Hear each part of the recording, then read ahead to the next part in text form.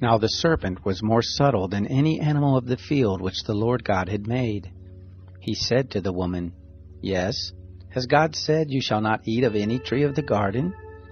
The woman said to the serpent, Of the fruit of the trees of the garden we may eat, but of the fruit of the tree which is in the midst of the garden God has said, You shall not eat of it, neither shall you touch it, lest you die. The serpent said to the woman, You won't surely die, for God knows that in the day you eat it, your eyes will be opened, and you will be like God, knowing good and evil. When the woman saw that the tree was good for food, and that it was a delight to the eyes, and that the tree was to be desired to make one wise, she took of the fruit of it and ate. And she gave some to her husband with her, and he ate. Both of their eyes were opened, and they knew that they were naked. They sewed fig leaves together and made themselves aprons. They heard the voice of the Lord God walking in the garden in the cool of the day, and the man and his wife hid themselves from the presence of the Lord God among the trees of the garden. The Lord God called to the man and said to him, Where are you? The man said, I heard your voice in the garden, and I was afraid, because I was naked, and I hid myself. God said, Who told you that you were naked? Have you eaten from the tree that I commanded you not to eat from? The man said, The woman whom you gave to be with me, she gave me of the tree, and I ate. The Lord God said to the woman, What is this you have done? The woman said, The serpent deceived me, and I ate. The Lord God said to the serpent, Because you have done this, cursed are you above all cattle, and above every animal of the field. On your belly shall you go, and you shall eat dust all the days of your life. I will put enmity between you and the woman, and between your offspring and her offspring. He will bruise your head, and you will bruise his heel. To the woman he said, I will greatly multiply your pain in childbirth. In pain you will bring forth children. Your desire will be for your husband, and he will rule over you. To Adam he said, Because you have listened to your wife's voice, and have eaten of the tree of which I commanded you, saying, You shall not eat of it, cursed is the ground for your sake. In toil you will eat of it all the days of your life. Thorns also and thistles will it bring forth to you, and you will eat the herb of the field. By the sweat of your face you will eat bread, until you return to the ground, for out of it you were taken. For you are dust, and to dust you shall return. The man called his wife Eve, because she was the mother of all living. The Lord God made coats of skins for Adam and for his wife, and clothed them. The Lord God said, Behold, the man has become like one of us, knowing good and evil. Now, lest he put forth his hand, and also take of the tree of life, and eat, and live forever. Therefore the Lord God sent him forth from the Garden of Eden, to till the ground from whence he was taken. So he drove out the man, and he placed cherubs at the east of the Garden of Eden, and the flame of a sword which turned every way, to guard the way to the tree of life.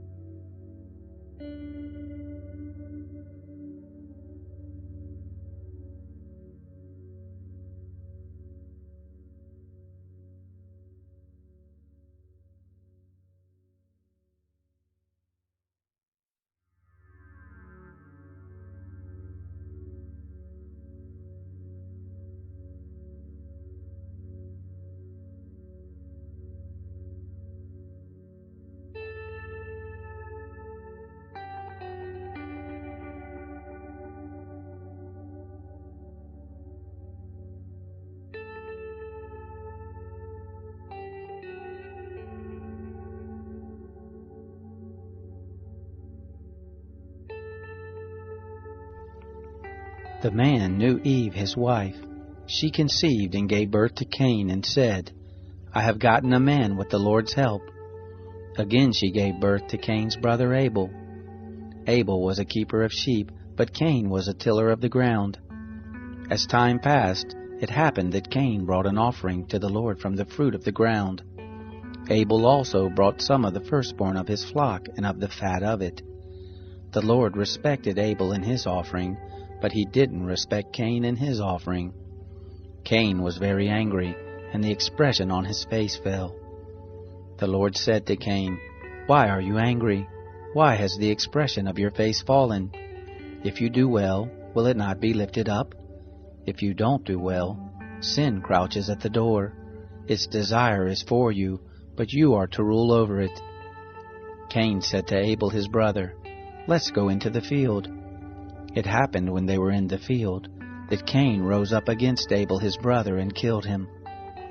The Lord said to Cain, Where is Abel, your brother? He said, I don't know. Am I my brother's keeper? The Lord said, What have you done? The voice of your brother's blood cries to me from the ground. Now you are cursed because of the ground, which has opened its mouth to receive your brother's blood from your hand. From now on, when you till the ground, it won't yield its strength to you. You shall be a fugitive and a wanderer in the earth.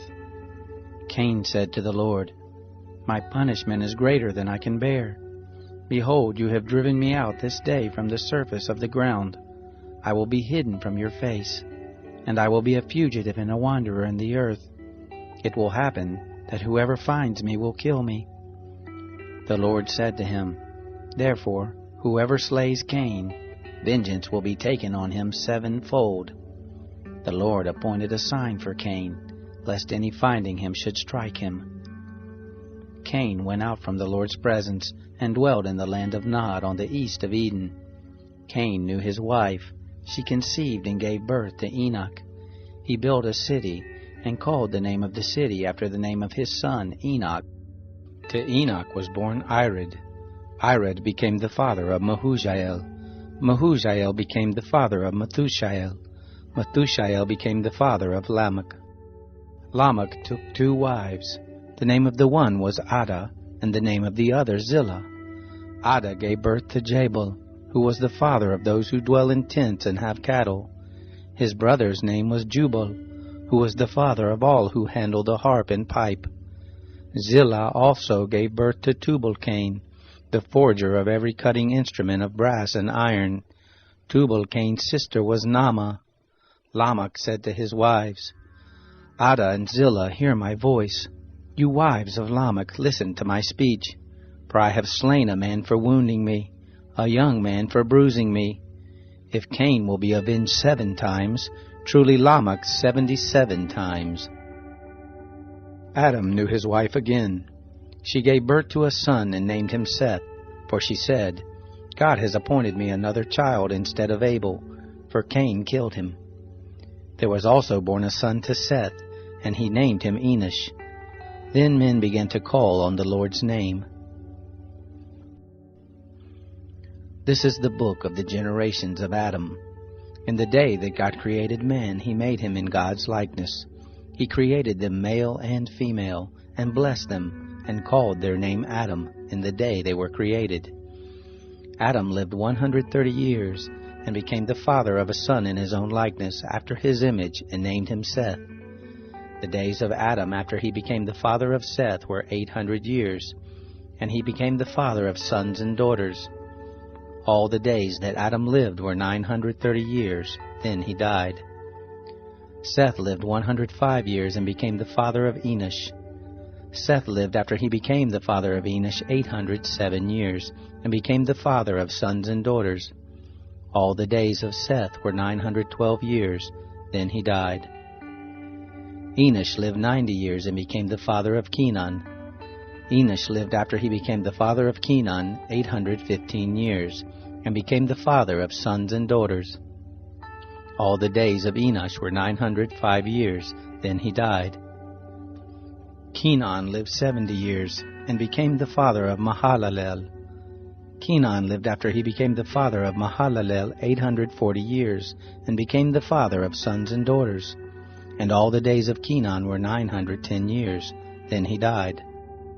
Mahalalel lived 65 years, and became the father of Jared.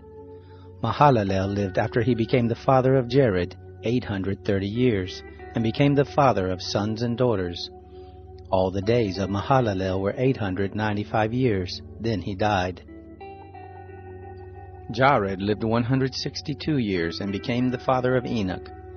Jared lived after he became the father of Enoch 800 years, and became the father of sons and daughters. All the days of Jared were 962 years. Then he died. Enoch lived 65 years, and became the father of Methuselah. Enoch walked with God after he became the father of Methuselah 300 years, and became the father of sons and daughters. All the days of Enoch were 365 years. Enoch walked with God, and he was not, for God took him. Methuselah lived 187 years, and became the father of Lamech. Methuselah lived after he became the father of Lamech 782 years, and became the father of sons and daughters. All the days of Methuselah were 969 years. Then he died. Lamech lived 182 years, and became the father of a son, and he named him Noah, saying, This same will comfort us in our work and in the toil of our hands, because of the ground which the Lord has cursed. Lamech lived after he became the father of Noah 595 years, and became the father of sons and daughters. All the days of Lamech were 777 years. Then he died. Noah was 500 years old, and Noah became the father of Shem, Ham, and Japheth. It happened when men began to multiply on the surface of the ground, and daughters were born to them, that God's sons saw that men's daughters were beautiful, and they took for themselves wives of all that they chose. The Lord said, My spirit will not strive with man forever, because he also is flesh, yet will his days be 120 years. The Nephilim were in the earth in those days, and also after that, when God's sons came to men's daughters. They bore children to them. The same were the mighty men who were of old, men of renown. The Lord saw that the wickedness of man was great in the earth, and that every imagination of the thoughts of his heart was only evil continually. The Lord was sorry that he had made man on the earth, and it grieved him in his heart. The Lord said, I will destroy man whom I have created from the surface of the ground, man, along with animals, creeping things, and birds of the sky, for I am sorry that I have made them. But Noah found favor in the Lord's eyes. This is the history of the generations of Noah. Noah was a righteous man, blameless among the people of his time. Noah walked with God. Noah became the father of 3 sons, Shem, Ham, and Japheth. The earth was corrupt before God, and the earth was filled with violence. God saw the earth, and saw that it was corrupt, for all flesh had corrupted their way on the earth. God said to Noah, The end of all flesh has come before me, for the earth is filled with violence through them. Behold, I will destroy them with the earth. Make an ark of gopher wood. You shall make rooms in the ark, and shall seal it inside and outside with pitch. This is how you shall make it. The length of the ark will be 300 cubits, the breadth of it 50 cubits, and the height of it 30 cubits. You shall make a roof in the ark, and to a cubit shall you finish it upward. You shall set the door of the ark in the side of it. You shall make it with lower, second, and third levels. I, even I, do bring the flood of waters on this earth to destroy all flesh having the breath of life from under the sky. Everything that is in the earth will die. But I will establish my covenant with you. You shall come into the ark, you, your sons, your wife, and your sons' wives with you. Of every living thing of all flesh, you shall bring 2 of every sort into the ark, to keep them alive with you. They shall be male and female. Of the birds after their kind, of the cattle after their kind, of every creeping thing of the ground after its kind, 2 of every sort shall come to you to keep them alive. Take with you of all food that is eaten, and gather it to you, and it will be food for you and for them. Thus Noah did, according to all that God commanded him, so he did. The Lord said to Noah, Come with all of your household into the ark, for I have seen your righteousness before me in this generation. You shall take 7 pairs of every clean animal with you, the male and his female. Of the animals that are not clean, take 2, the male and his female. Also of the birds of the sky, 7 and 7, male and female, to keep seed alive on the surface of all the earth. In 7 days I will cause it to rain on the earth for 40 days and 40 nights. Every living thing that I have made I will destroy from the surface of the ground. Noah did everything that the Lord commanded him. Noah was 600 years old when the flood of waters came on the earth. Noah went into the ark with his sons, his wife, and his sons' wives, because of the waters of the flood. Clean animals, animals that are not clean, birds, and everything that creeps on the ground, went by pairs to Noah into the ark, male and female, as God commanded Noah. It happened after the 7 days that the waters of the flood came on the earth. In the 600th year of Noah's life, in the 2nd month, on the 17th day of the month, on the same day all the fountains of the great deep were burst open, and the sky's windows were opened. The rain was on the earth 40 days and 40 nights. In the same day Noah and Shem, Ham, and Japheth, the sons of Noah, and Noah's wife, and the 3 wives of his sons with them, entered into the ark, they and every animal after its kind, all the cattle after their kind, every creeping thing that creeps on the earth after its kind, and every bird after its kind, every bird of every sort. They went to Noah into the ark by pairs of all flesh with the breath of life in them. Those who went in, male and female of all flesh, as God commanded him, and the Lord shut him in. The flood was 40 days on the earth. The waters increased and lifted up the ark, and it was lifted up above the earth. The waters prevailed and increased greatly on the earth, and the ark floated on the surface of the waters. The waters prevailed exceedingly on the earth. All the high mountains that were under the whole sky were covered. The waters prevailed 15 cubits upward, and the mountains were covered. All flesh died that moved on the earth, including birds, cattle, animals, every creeping thing that creeps on the earth, and every man. All in whose nostrils was the breath of the Spirit of life, of all that was on the dry land, died. Every living thing was destroyed that was on the surface of the ground, including man, cattle, creeping things, and the birds of the sky. They were destroyed from the earth. Only Noah was left, and those who were with him in the ark. The waters prevailed on the earth 150 days. God remembered Noah, all the animals, and all the cattle that were with him in the ark.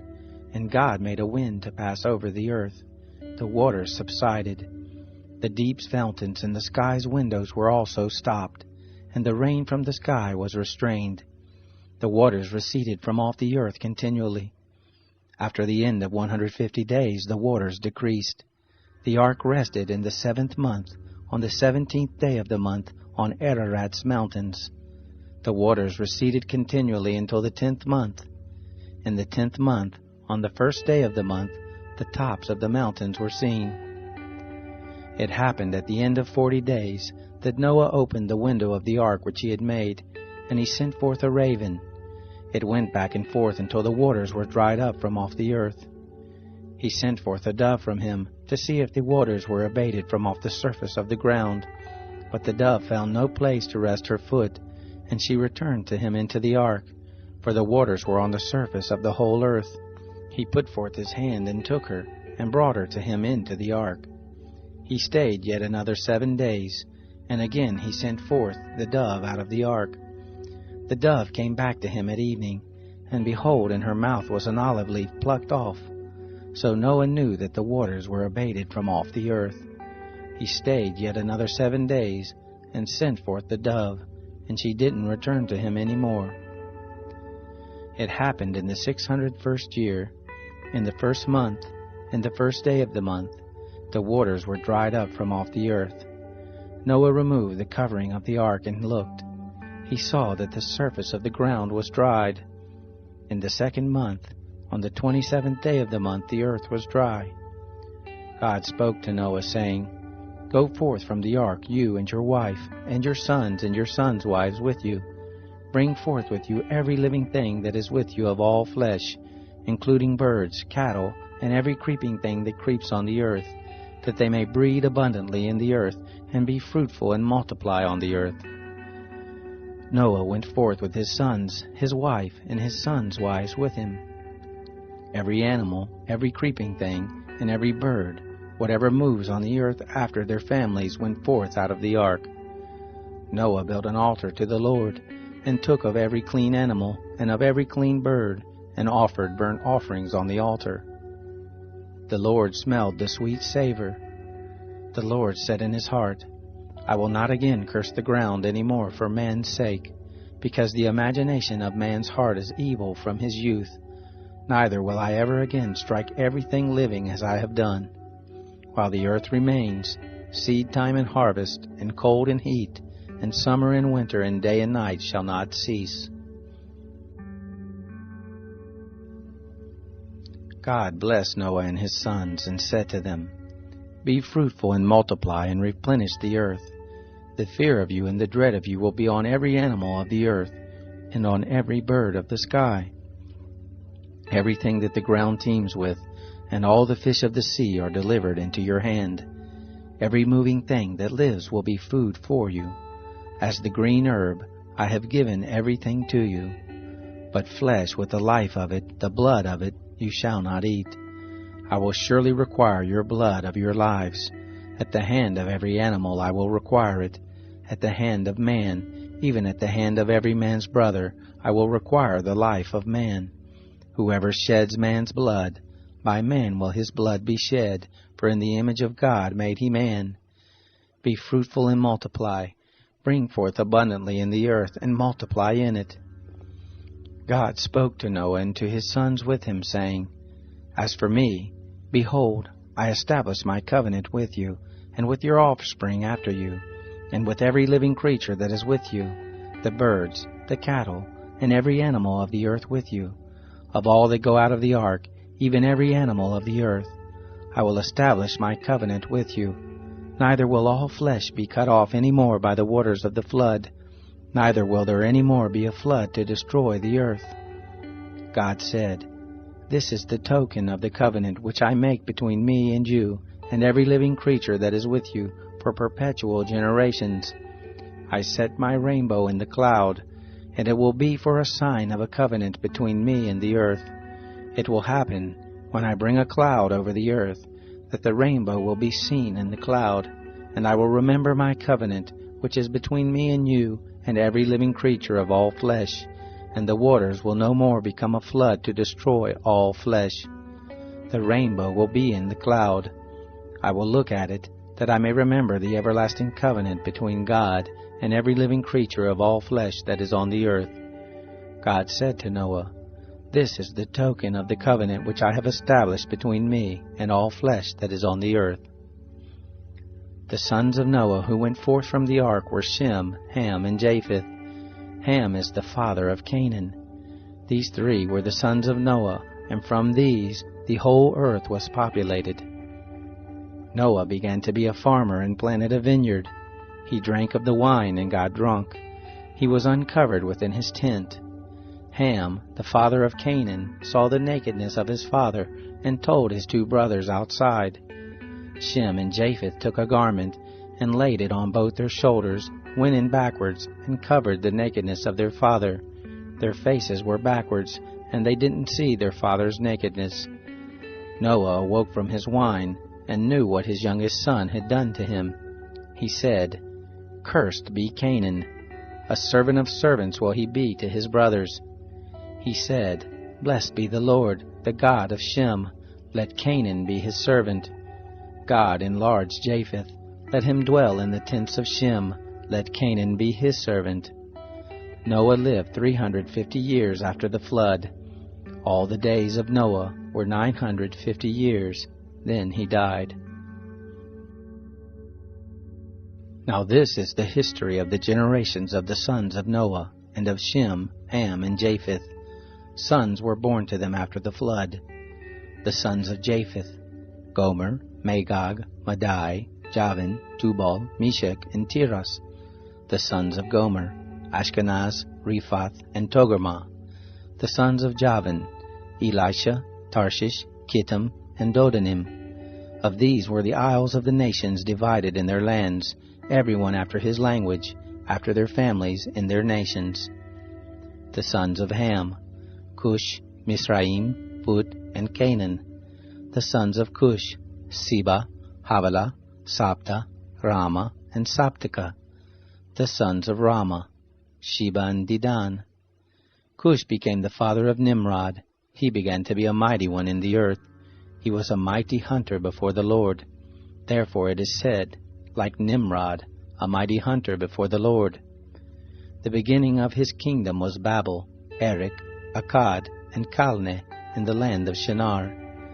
Out of that land he went forth into Assyria, and built Nineveh, Rehoboth, Ir, Calah, and Resen, between Nineveh and Calah. The same is the great city. Mizraim became the father of Ludum, Anamim, Lehabim, and Naphtuhim, Pathrusim, Casluhim, which the Philistines descended from, and Caphtorim. Canaan became the father of Sidon, his firstborn, Heth, the Jebusite, the Amorite, the Girgashite, the Hivite, the Archite, the Sinite, the Arvadite, the Zemarite, and the Hamathite. Afterward the families of the Canaanites were spread abroad. The border of the Canaanites was from Sidon, as you go toward Gerar to Gaza, as you go toward Sodom, Gomorrah, Admah, and Zeboim to Lasha. These are the sons of Ham, after their families, after their languages, in their lands, in their nations. To Shem, the father of all the children of Eber, the elder brother of Japheth, to him also were born children. The sons of Shem: Elam, Asher, Arpachshad, Lud, and Aram. The sons of Aram: Uz, Hul, Gether, and Mash. Arpachshad became the father of Shelah. Shelah became the father of Eber. To Eber were born 2 sons. The name of the one was Peleg, for in his days was the earth divided. His brother's name was Joktan. Joktan became the father of Almodad, Shelef, Hazmarpheth, Jerah, Hadoram, Usal, Dikla, Obal, Abimael, Sheba, Ophir, Havilah, and Jobab. All these were the sons of Joktan. Their dwelling was from Misha, as you go toward Sephar, the mountain of the east. These are the sons of Shem, after their families, after their languages, in their lands, after their nations. These are the families of the sons of Noah, after their generations in their nations. Of these were the nations divided in the earth after the flood.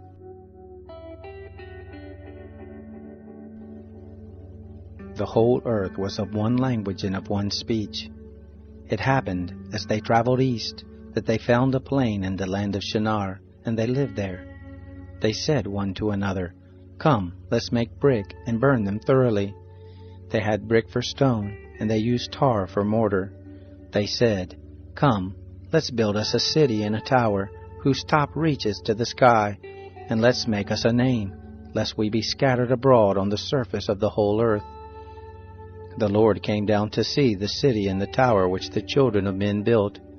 The Lord said, "Behold, they are one people, and they have all one language, and this is what they begin to do.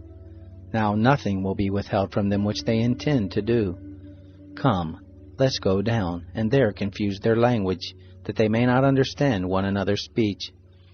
So the Lord scattered them abroad from there on the surface of all the earth. They stopped building the city. Therefore the name of it was called Babel, because the Lord confused the language of all the earth there. From there the Lord scattered them abroad on the surface of all the earth. This is the history of the generations of Shem. Shem was 100 years old, and became the father of Arpachshad 2 years after the flood. Shem lived after he became the father of Arpachshad 500 years, and became the father of sons and daughters. Arpachshad lived 35 years, and became the father of Shelah. Arpachshad lived after he became the father of Shelah 403 years, and became the father of sons and daughters. Shelah lived 30 years, and became the father of Eber. And Shelah lived after he became the father of Eber 403 years, and became the father of sons and daughters. Eber lived 34 years, and became the father of Peleg. Eber lived after he became the father of Peleg 430 years, and became the father of sons and daughters. Peleg lived 30 years, and became the father of Reu. Peleg lived after he became the father of Reu 209 years, and became the father of sons and daughters. Reu lived 32 years, and became the father of Serug. Reu lived after he became the father of Serug 207 years, and became the father of sons and daughters.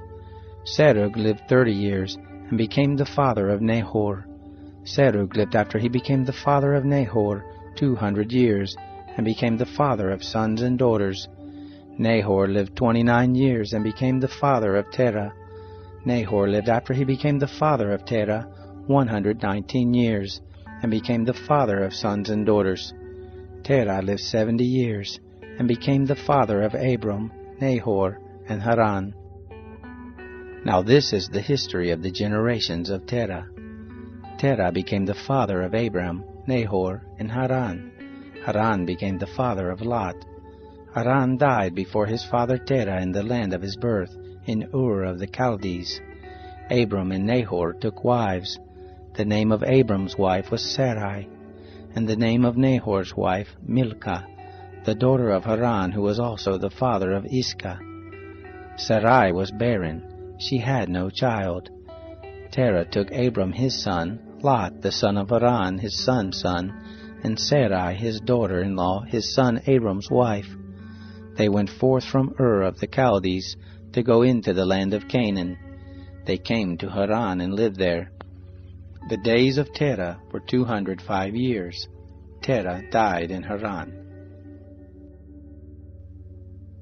Now the Lord said to Abram, "Get out of your country, and from your relatives, and from your father's house, to the land that I will show you.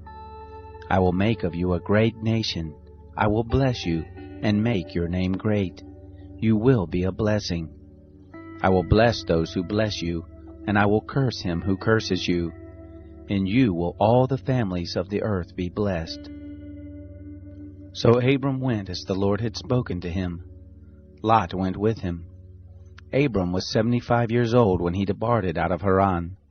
Abram took Sarai his wife, Lot his brother's son, all their substance that they had gathered, and the souls who they had gotten in Haran, and they went forth to go into the land of Canaan, and into the land of Canaan they came. Abram passed through the land to the place of Shechem, to the oak of Moreh. The Canaanite was then in the land. The Lord appeared to Abram and said, "I will give this land to your seed." He built an altar there to the Lord who appeared to him. He left from there to the mountain on the east of Bethel, and pitched his tent, having Bethel on the west and Ai on the east. There he built an altar to the Lord, and called on the name of the Lord. Abram traveled, going on still toward the south. There was a famine in the land. Abram went down into Egypt to live as a foreigner there, for the famine was sore in the land. It happened, when he was come near to enter into Egypt, that he said to Sarai his wife, "See now, I know that you are a beautiful woman to look on. It will happen, when the Egyptians will see you, that they will say, 'This is his wife.' They will kill me, but they will save you alive. Please say that you are my sister, that it may be well with me for your sake, and that my soul may live because of you." It happened that when Abram had come into Egypt, the Egyptians saw that the woman was very beautiful. The princes of Pharaoh saw her and praised her to Pharaoh, and the woman was taken into Pharaoh's house. He dealt well with Abram for her sake. He had sheep and oxen and male donkeys, and men servants and maid servants and female donkeys and camels. The Lord plagued Pharaoh and his house with great plagues because of Sarai, Abram's wife. Pharaoh called Abram and said, "What is this that you have done to me? Why didn't you tell me that she was your wife? Why did you say, 'She is my sister,' so that I took her to be my wife? Now therefore, see your wife, take her and go your way." Pharaoh gave men charge concerning him, and they brought him on the way and his wife and all that he had.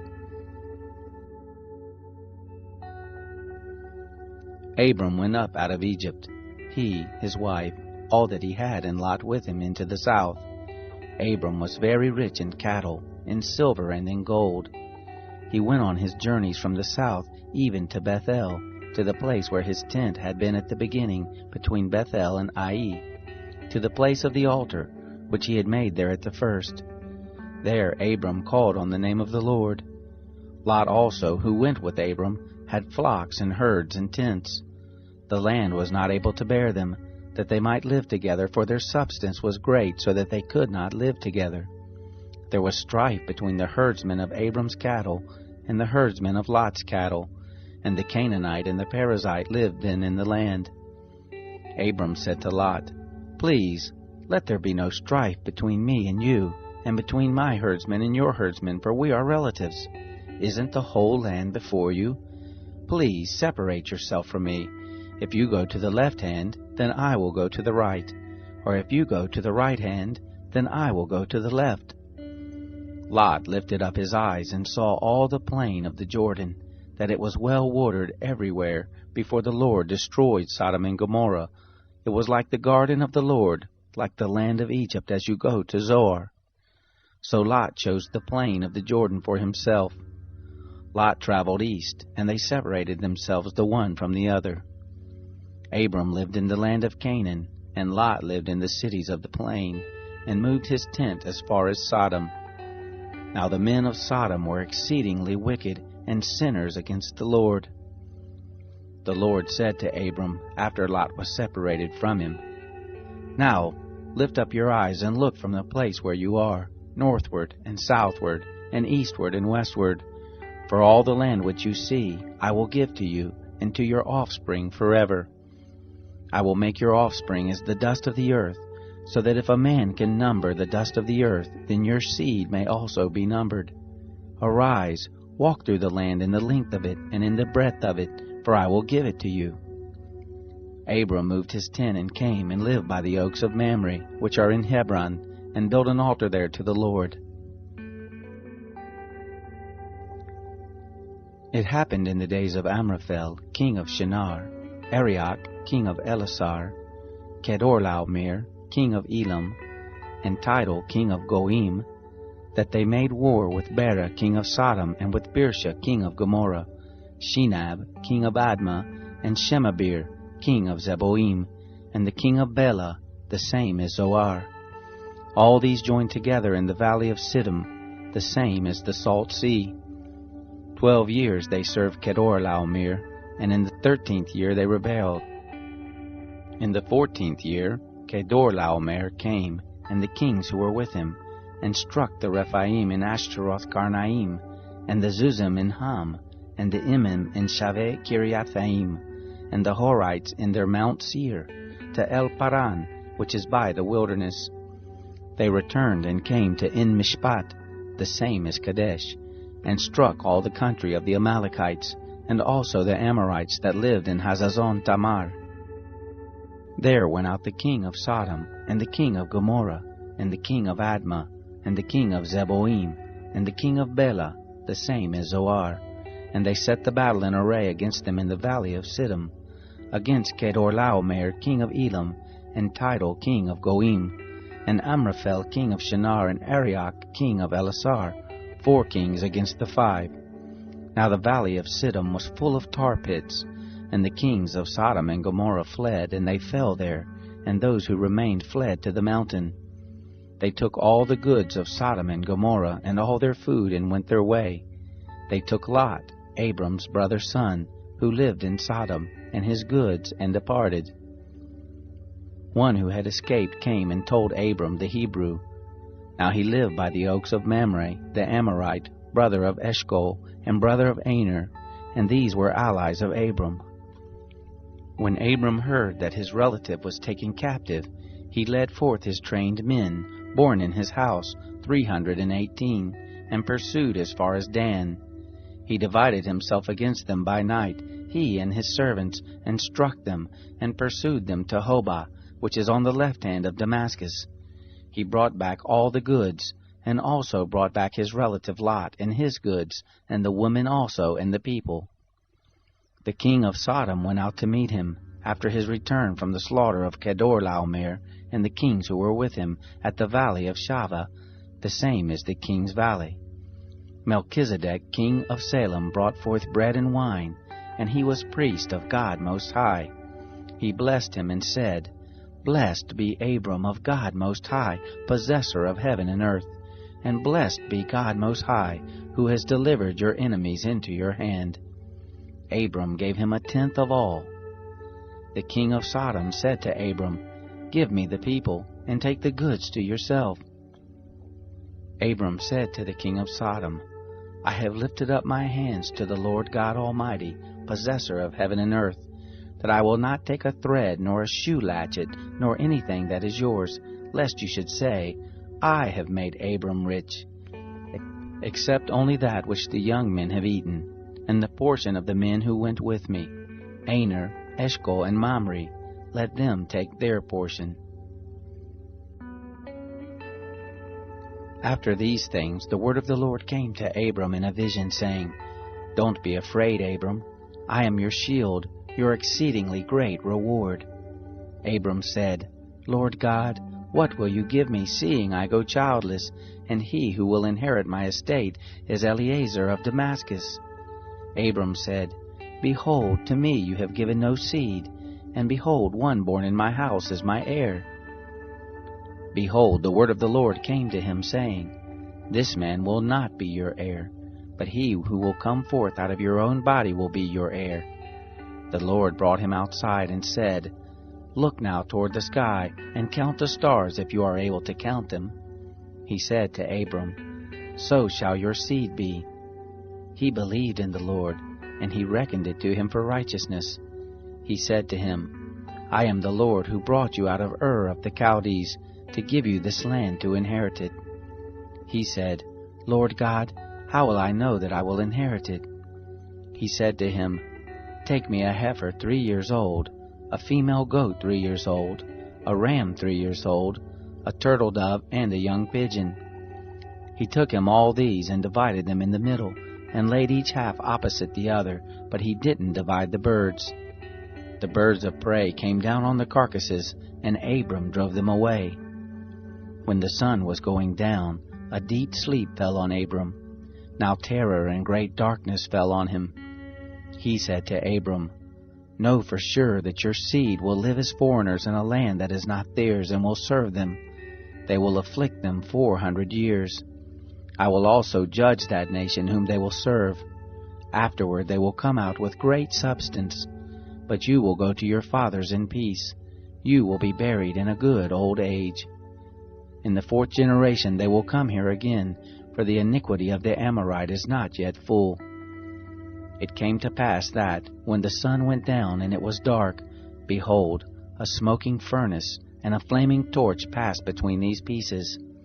In that day the Lord made a covenant with Abram, saying, To your seed have I given this land, from the river of Egypt to the great river, the river Euphrates, the Kenites, the Kenizzites, the Cadmonites, the Hittites, the Perizzites, the Rephaim, the Amorites, the Canaanites, the Girgashites, and the Jebusites.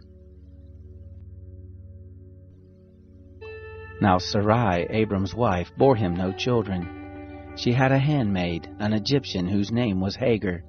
Sarai said to Abram, See now, the Lord has restrained me from bearing. Please go in to my handmaid. It may be that I will obtain children by her. Abram listened to the voice of Sarai. Sarai, Abram's wife, took Hagar the Egyptian, her handmaid, after Abram had lived 10 years in the land of Canaan, and gave her to Abram her husband to be his wife. He went in to Hagar, and she conceived. When she saw that she had conceived, her mistress was despised in her eyes. Sarai said to Abram, "This wrong is your fault. I gave my handmaid into your bosom, and when she saw that she had conceived, I was despised in her eyes. The Lord judge between me and you." But Abram said to Sarai, "Behold, your maid is in your hand. Do to her whatever is good in your eyes." Sarai dealt harshly with her, and she fled from her face. The angel of the Lord found her by a fountain of water in the wilderness, by the fountain in the way to Shur. He said, "Hagar, Sarai's handmaid, where did you come from? Where are you going?" She said, "I am fleeing from the face of my mistress Sarai." The angel of the Lord said to her, "Return to your mistress and submit yourself under her hands." The angel of the Lord said to her, "I will greatly multiply your seed, and they will not be numbered for multitude." The angel of the Lord said to her, "Behold, you are with child, and will bear a son. You shall call his name Ishmael, because the Lord has heard your affliction. He will be like a wild donkey among men. His hand will be against every man, and every man's hand against him. He will live opposite all of his brothers." She called the name of the Lord, who spoke to her, "You are a God who sees." For she said, "Have I even stayed alive after seeing him?" Therefore the well was called Beer Lahai Roi. Behold, it is between Kadesh and Bered. Hagar bore a son for Abram. Abram called the name of his son, whom Hagar bore, Ishmael. Abram was 86 years old when Hagar bore Ishmael to Abram. When Abram was 99 years old, the Lord appeared to Abram and said to him, "I am God Almighty. Walk before me and be blameless.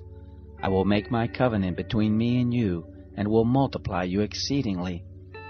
Abram fell on his face. God talked with him, saying, "As for me, behold, my covenant is with you. You will be the father of a multitude of nations. Neither will your name any more be called Abram, but your name will be Abraham, for the father of a multitude of nations have I made you. I will make you exceeding fruitful, and I will make nations of you. Kings will come out of you. I will establish my covenant between me and you, and your seed after you throughout their generations, for an everlasting covenant, to be a God to you, and to your seed after you. I will give to you, and to your seed after you, the land where you are traveling, all the land of Canaan, for an everlasting possession. I will be their God." God said to Abraham, "As for you, you will keep my covenant, you and your seed after you throughout their generations. This is my covenant which you shall keep between me and you and your seed after you. Every male among you shall be circumcised. You shall be circumcised in the flesh of your foreskin. It will be a token of a covenant between me and you. He who is 8 days old will be circumcised among you, every male throughout your generations, he who is born in the house or bought with money of any foreigner who is not of your seed. He who is born in your house, and he who is brought with your money must be circumcised. My covenant will be in your flesh for an everlasting covenant. The uncircumcised male who is not circumcised in the flesh of his foreskin, that soul shall be cut off from his people. He has broken my covenant." God said to Abraham, "As for Sarai your wife, you shall not call her name Sarai, but her name will be Sarah. I will bless her, and moreover I will give you a son by her. Yes, I will bless her, and she will be a mother of nations.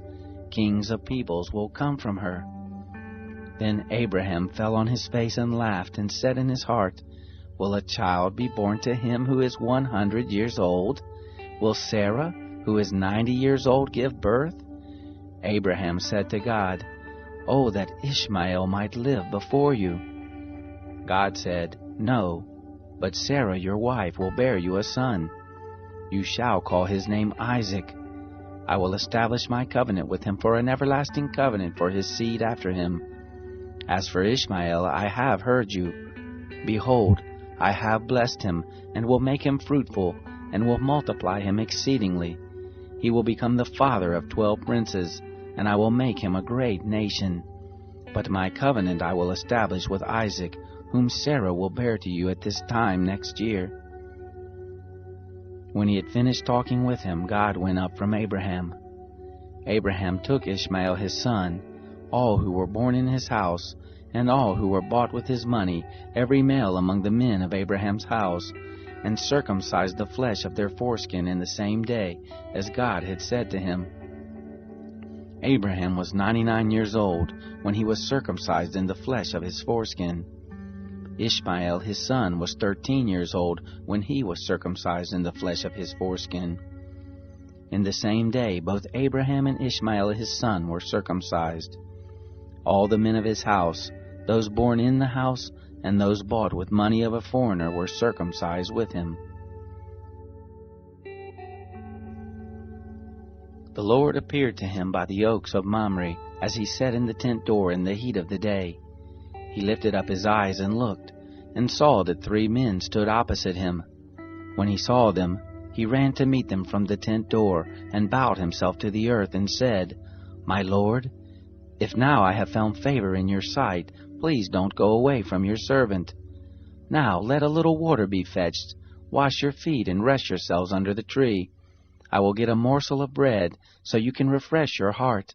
After that you may go your way, now that you have come to your servant."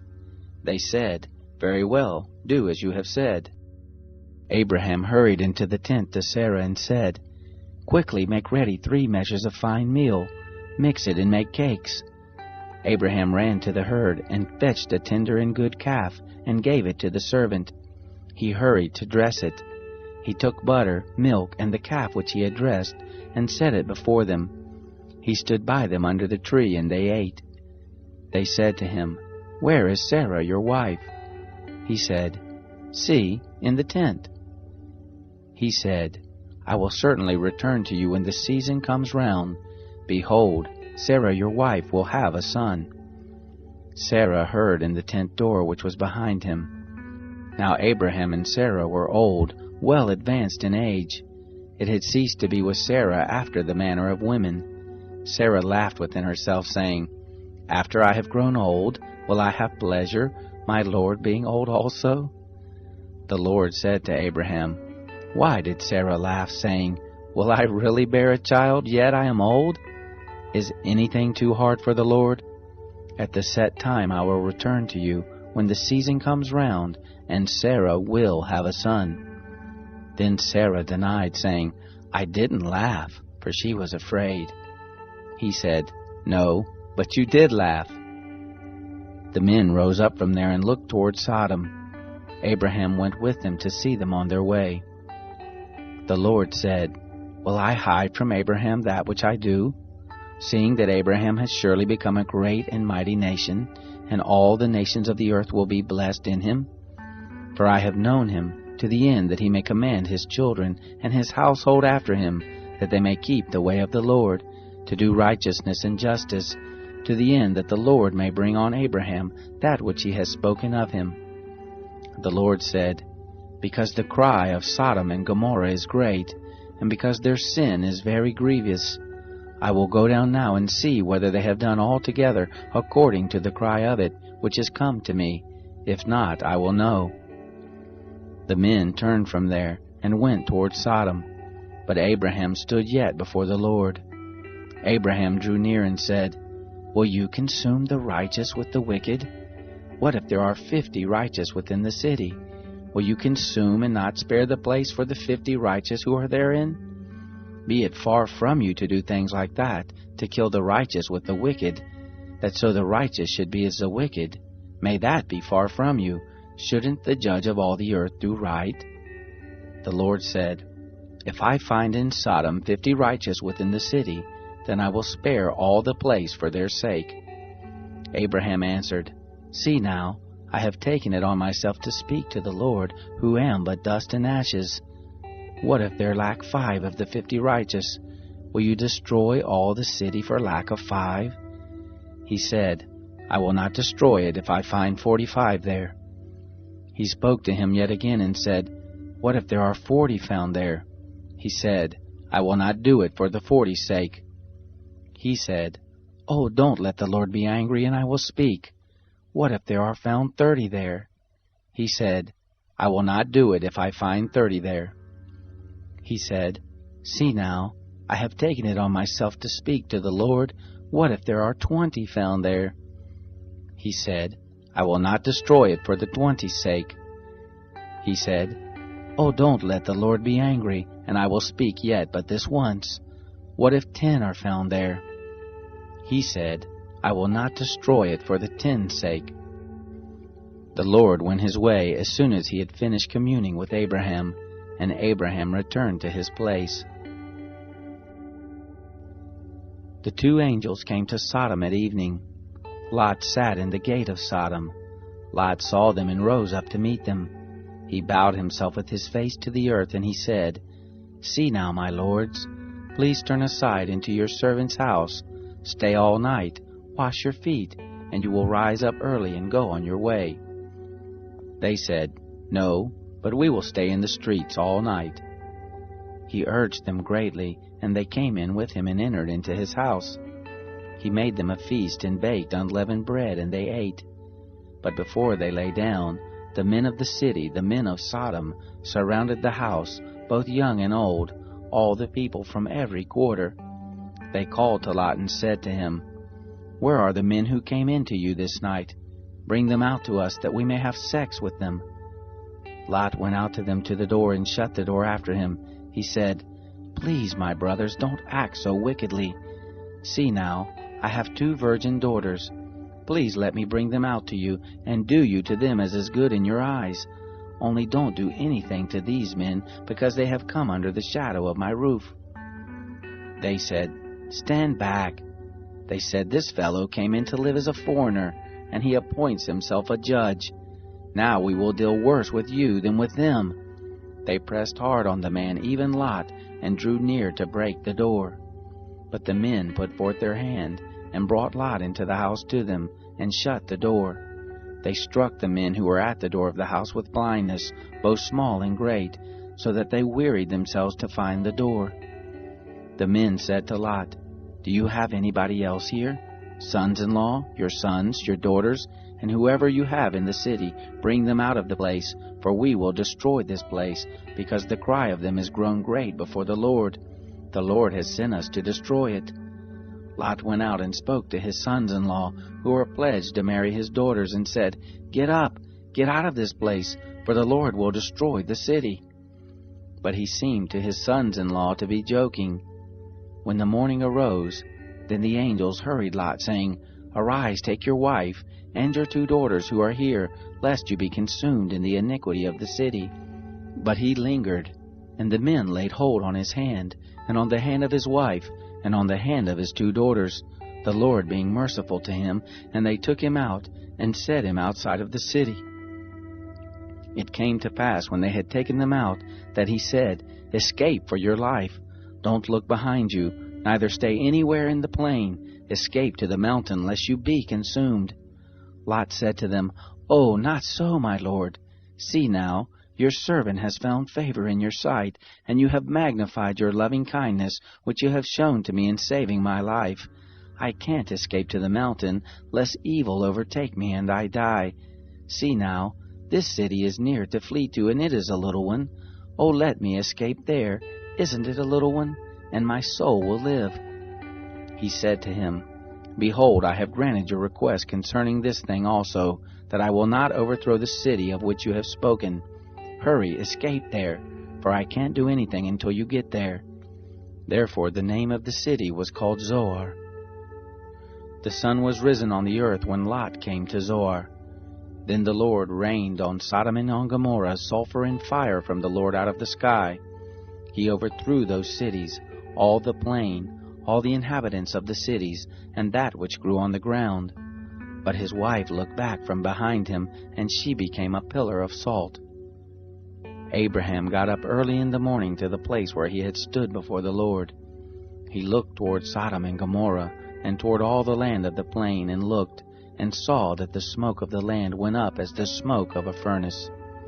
It happened, when God destroyed the cities of the plain, that God remembered Abraham, and sent Lot out of the midst of the overthrow, when he overthrew the cities in which Lot lived. Lot went up out of Zoar, and lived in the mountain, and his 2 daughters with him, for he was afraid to live in Zoar. He lived in a cave with his 2 daughters. The firstborn said to the younger, Our father is old, and there is not a man in the earth to come into us after the manner of all the earth. Come, let's make our father drink wine, and we will lie with him, that we may preserve our father's seed. They made their father drink wine that night, and the firstborn went in and lay with her father. He didn't know when she lay down, nor when she arose. It came to pass on the next day that the firstborn said to the younger, Behold, I lay last night with my father. Let us make him drink wine again tonight. You go in and lie with him, that we may preserve our father's seed. They made their father drink wine that night also. The younger arose and lay with him. He didn't know when she lay down, nor when she arose. Thus both of Lot's daughters were with child by their father. The firstborn bore a son, and named him Moab. The same is the father of the Moabites to this day. The younger also bore a son, and called his name Ben-Ammi. The same is the father of the children of Ammon to this day. Abraham traveled from there toward the land of the south, and lived between Kadesh and Shur. He lived as a foreigner in Gerar. Abraham said about Sarah his wife, She is my sister. Abimelech king of Gerar sent and took Sarah. But God came to Abimelech in a dream of the night and said to him, Behold, you are a dead man, because of the woman whom you have taken, for she is a man's wife. Now Abimelech had not come near her. He said, Lord, will you kill even a righteous nation? Didn't he tell me she is my sister? She, even she herself, said, He is my brother. In the integrity of my heart and the innocence of my hands have I done this. God said to him in the dream, Yes, I know that in the integrity of your heart you have done this, and I also withheld you from sinning against me. Therefore I didn't allow you to touch her. Now therefore restore the man's wife, for he is a prophet, and he will pray for you and you will live. If you don't restore her, know for sure that you will die, you and all who are yours. Abimelech rose early in the morning and called all his servants, and told all these things in their ear. The men were very scared. Then Abimelech called Abraham and said to him, What have you done to us? How have I sinned against you, that you have brought on me and on my kingdom a great sin? You have done deeds to me that ought not to be done. Abimelech said to Abraham, What did you see that you have done this thing? Abraham said, Because I thought, Surely the fear of God is not in this place. They will kill me for my wife's sake. Moreover, she is indeed my sister, the daughter of my father, but not the daughter of my mother, and she became my wife. It happened, when God caused me to wander from my father's house, that I said to her, This is your kindness which you shall show to me. Everywhere that we go, say of me, He is my brother. Abimelech took sheep and oxen, men servants and women servants, and gave them to Abraham, and restored Sarah his wife to him. Abimelech said, Behold, my land is before you, dwell where it pleases you. To Sarah he said, Behold, I have given your brother 1,000 pieces of silver. Behold, it is for you a covering of the eyes to all that are with you. In front of all you are vindicated. Abraham prayed to God. God healed Abimelech and his wife, and his maidservants, and they bore children. For the Lord had closed up tight all the wombs of the house of Abimelech, because of Sarah, Abraham's wife. The Lord visited Sarah as he had said, and the Lord did to Sarah as he had spoken. Sarah conceived, and bore Abraham a son in his old age, at the set time of which God had spoken to him. Abraham called his son who was born to him, whom Sarah bare to him, Isaac. Abraham circumcised his son Isaac when he was 8 days old, as God had commanded him. Abraham was 100 years old when his son Isaac was born to him. Sarah said, God has made me laugh. Everyone who hears will laugh with me. She said, Who would have said to Abraham that Sarah would nurse children? For I have borne him a son in his old age. The child grew and was weaned. Abraham made a great feast on the day that Isaac was weaned. Sarah saw the son of Hagar the Egyptian, whom she had borne to Abraham, mocking. Therefore she said to Abraham, Cast out this handmaid and her son, for the son of this handmaid will not be heir with my son, even with Isaac. The thing was very grievous in Abraham's sight on account of his son. God said to Abraham, Don't let it be grievous in your sight because of the boy, and because of your handmaid. In all that Sarah says to you, listen to her voice, for from Isaac will your seed be called. Also of the son of the handmaid will I make a nation, because he is your seed. Abraham rose up early in the morning, and took bread and a bottle of water, and gave it to Hagar, putting it on her shoulder, and gave her the child, and sent her away. She departed and wandered in the wilderness of Beersheba. The water in the bottle was spent, and she cast the child under one of the shrubs. She went and sat down opposite him a good way off, about a bow shot away. For she said, Don't let me see the death of the child. She sat over against him and lifted up her voice and wept. God heard the voice of the boy. The angel of God called to Hagar out of the sky and said to her, What ails you, Hagar? Don't be afraid, for God has heard the voice of the boy where he is. Get up, lift up the boy and hold him in your hand, for I will make him a great nation. God opened her eyes, and she saw a well of water. She went, filled the bottle with water, and gave the boy drink. God was with the boy, and he grew. He lived in the wilderness, and became, as he grew up, an archer. He lived in the wilderness of Paran. His mother took a wife for him out of the land of Egypt. It happened at that time that Abimelech and Phicol, the captain of his host, spoke to Abraham, saying, God is with you in all that you do. Now therefore swear to me here by God that you will not deal falsely with me, nor with my son, nor with my son's son. But according to the kindness that I have done to you, you shall do to me, and to the land in which you have lived as a foreigner. Abraham said, I will swear. Abraham complained to Abimelech because of a water well which Abimelech's servants had violently taken away. Abimelech said, I don't know who has done this thing, neither did you tell me, neither did I hear of it until today. Abraham took sheep and oxen and gave them to Abimelech. Those two made a covenant. Abraham set 7 ewe lambs of the flock by themselves. Abimelech said to Abraham, What do these 7 ewe lambs which you have set by themselves mean?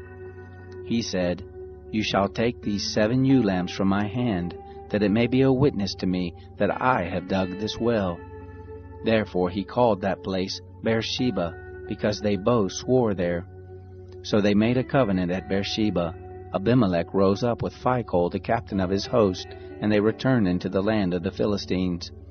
Abraham planted a tamarisk tree in Beersheba, and called there on the name of the Lord, the everlasting God.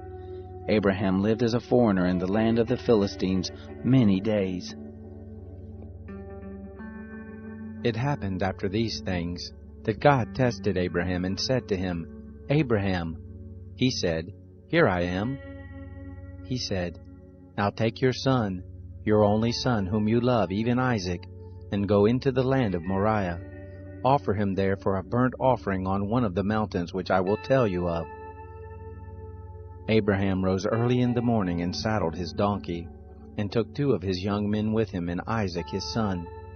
He split the wood for the burnt offering and rose up, and went to the place of which God had told him. On the 3rd day Abraham lifted up his eyes and saw the place far off. Abraham said to his young men, Stay here with the donkey. The boy and I will go yonder. We will worship, and come back to you. Abraham took the wood of the burnt offering and laid it on his son Isaac. He took in his hand the fire and the knife. They both went together. Isaac spoke to Abraham his father and said, My father? He said, Here I am, my son. He said, Here is the fire and the wood, but where is the lamb for a burnt offering? Abraham said, God will provide himself the lamb for a burnt offering, my son. So they both went together. They came to the place which God had told him of. Abraham built the altar there, and laid the wood in order, bound Isaac his son, and laid him on the altar on the wood. Abraham stretched forth his hand and took the knife to kill his son. The angel of the Lord called to him out of the sky and said, "Abraham, Abraham." He said, "Here I am." He said, "Don't lay your hand on the boy, neither do anything to him, for now I know that you fear God, seeing that you have not withheld your son, your only son, from me." Abraham lifted up his eyes and looked, and saw that behind him was a ram caught in the thicket by his horns. Abraham went and took the ram, and offered him up for a burnt offering instead of his son. Abraham called the name of that place Yahweh-Jireh, as it is said to this day, "In the Lord's mountain it will be provided." The angel of the Lord called to Abraham a second time out of the sky and said, "I have sworn by myself, says the Lord, because you have done this thing and have not withheld your son, your only son, that in blessing I will bless you, and in multiplying I will multiply your seed as the stars of the heavens, and as the sand which is on the seashore. Your seed will possess the gate of his enemies. In your seed will all the nations of the earth be blessed, because you have obeyed my voice." So Abraham returned to his young men, and they rose up and went together to Beersheba. Abraham lived at Beersheba.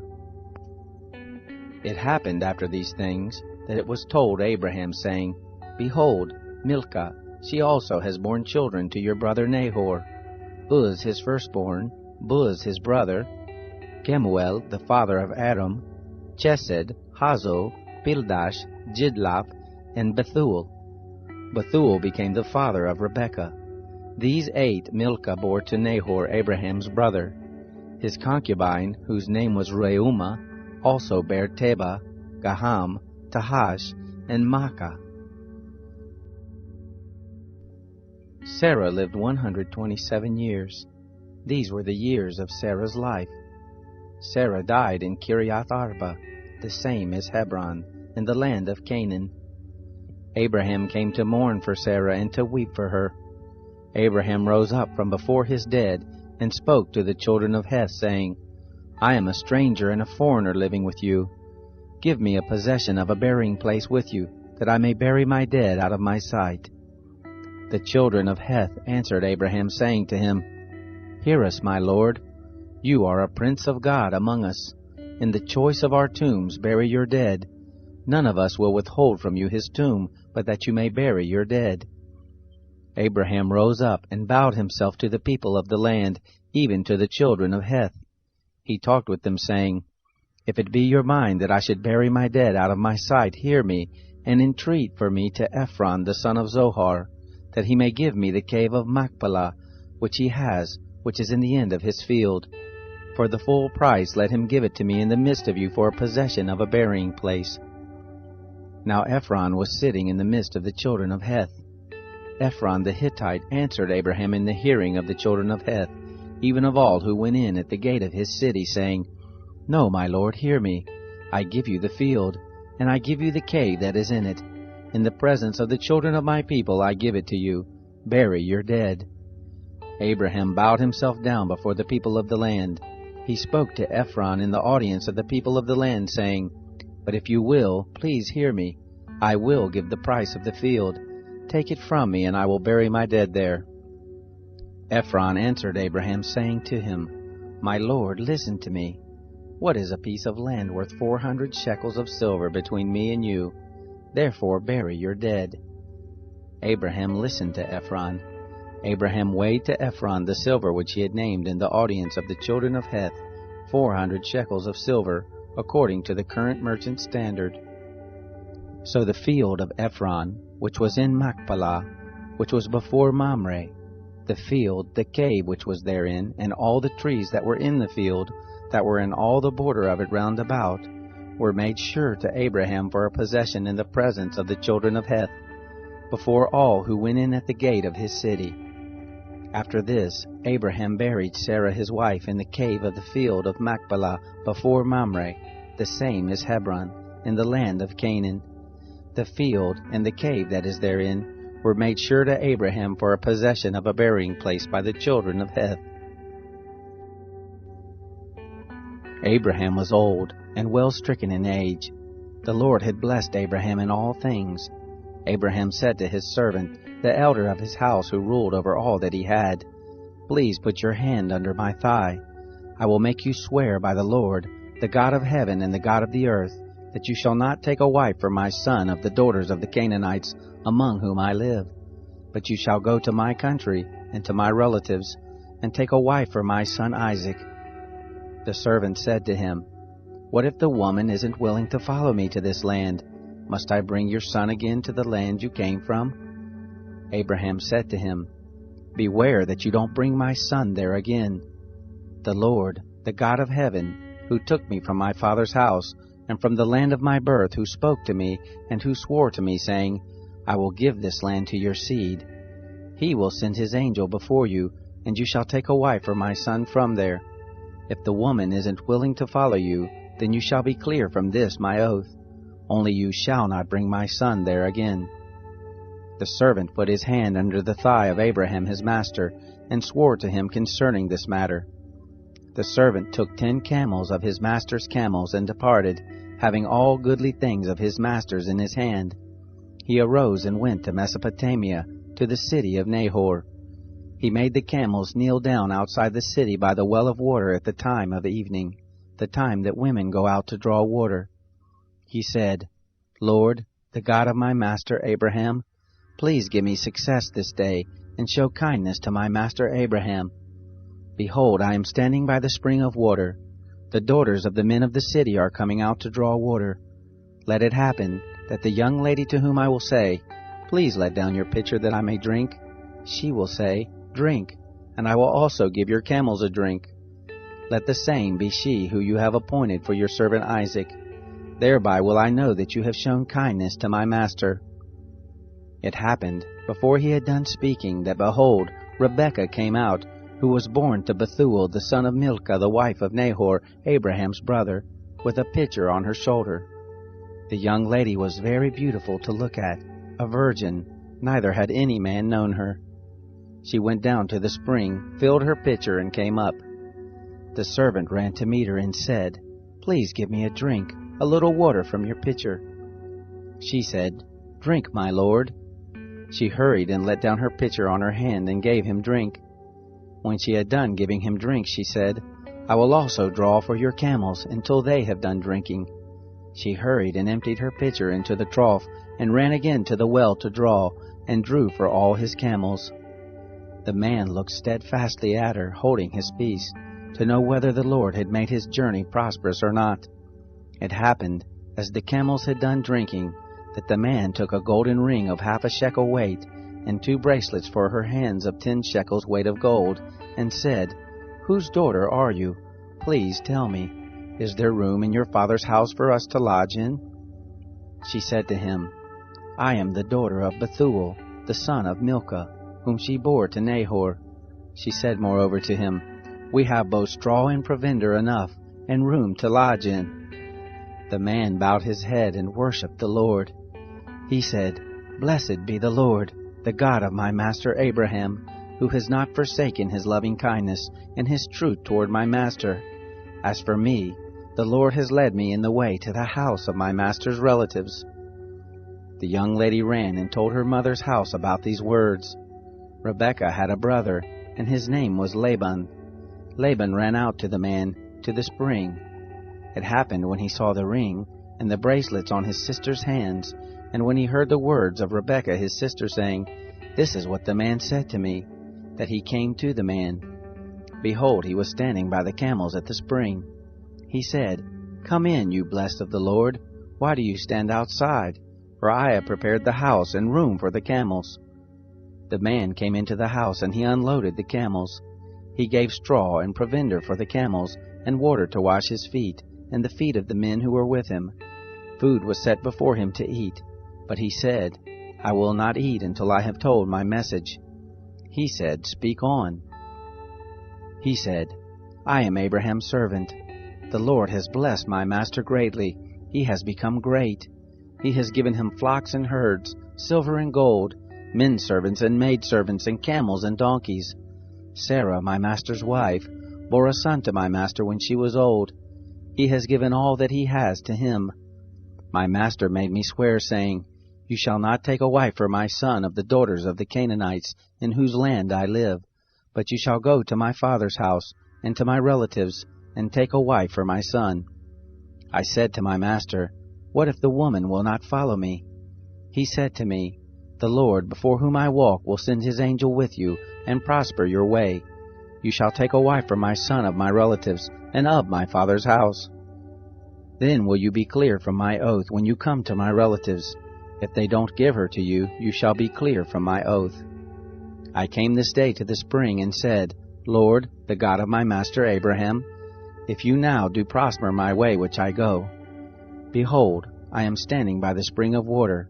Let it happen, that the maiden who comes forth to draw, to whom I will say, Give me, I pray you, a little water from your pitcher to drink, she will tell me, Drink, and I also will draw for your camels. Let the same be the woman whom the Lord has appointed for my master's son. Before I had done speaking in my heart, behold, Rebekah came forth with her pitcher on her shoulder. She went down to the spring and drew.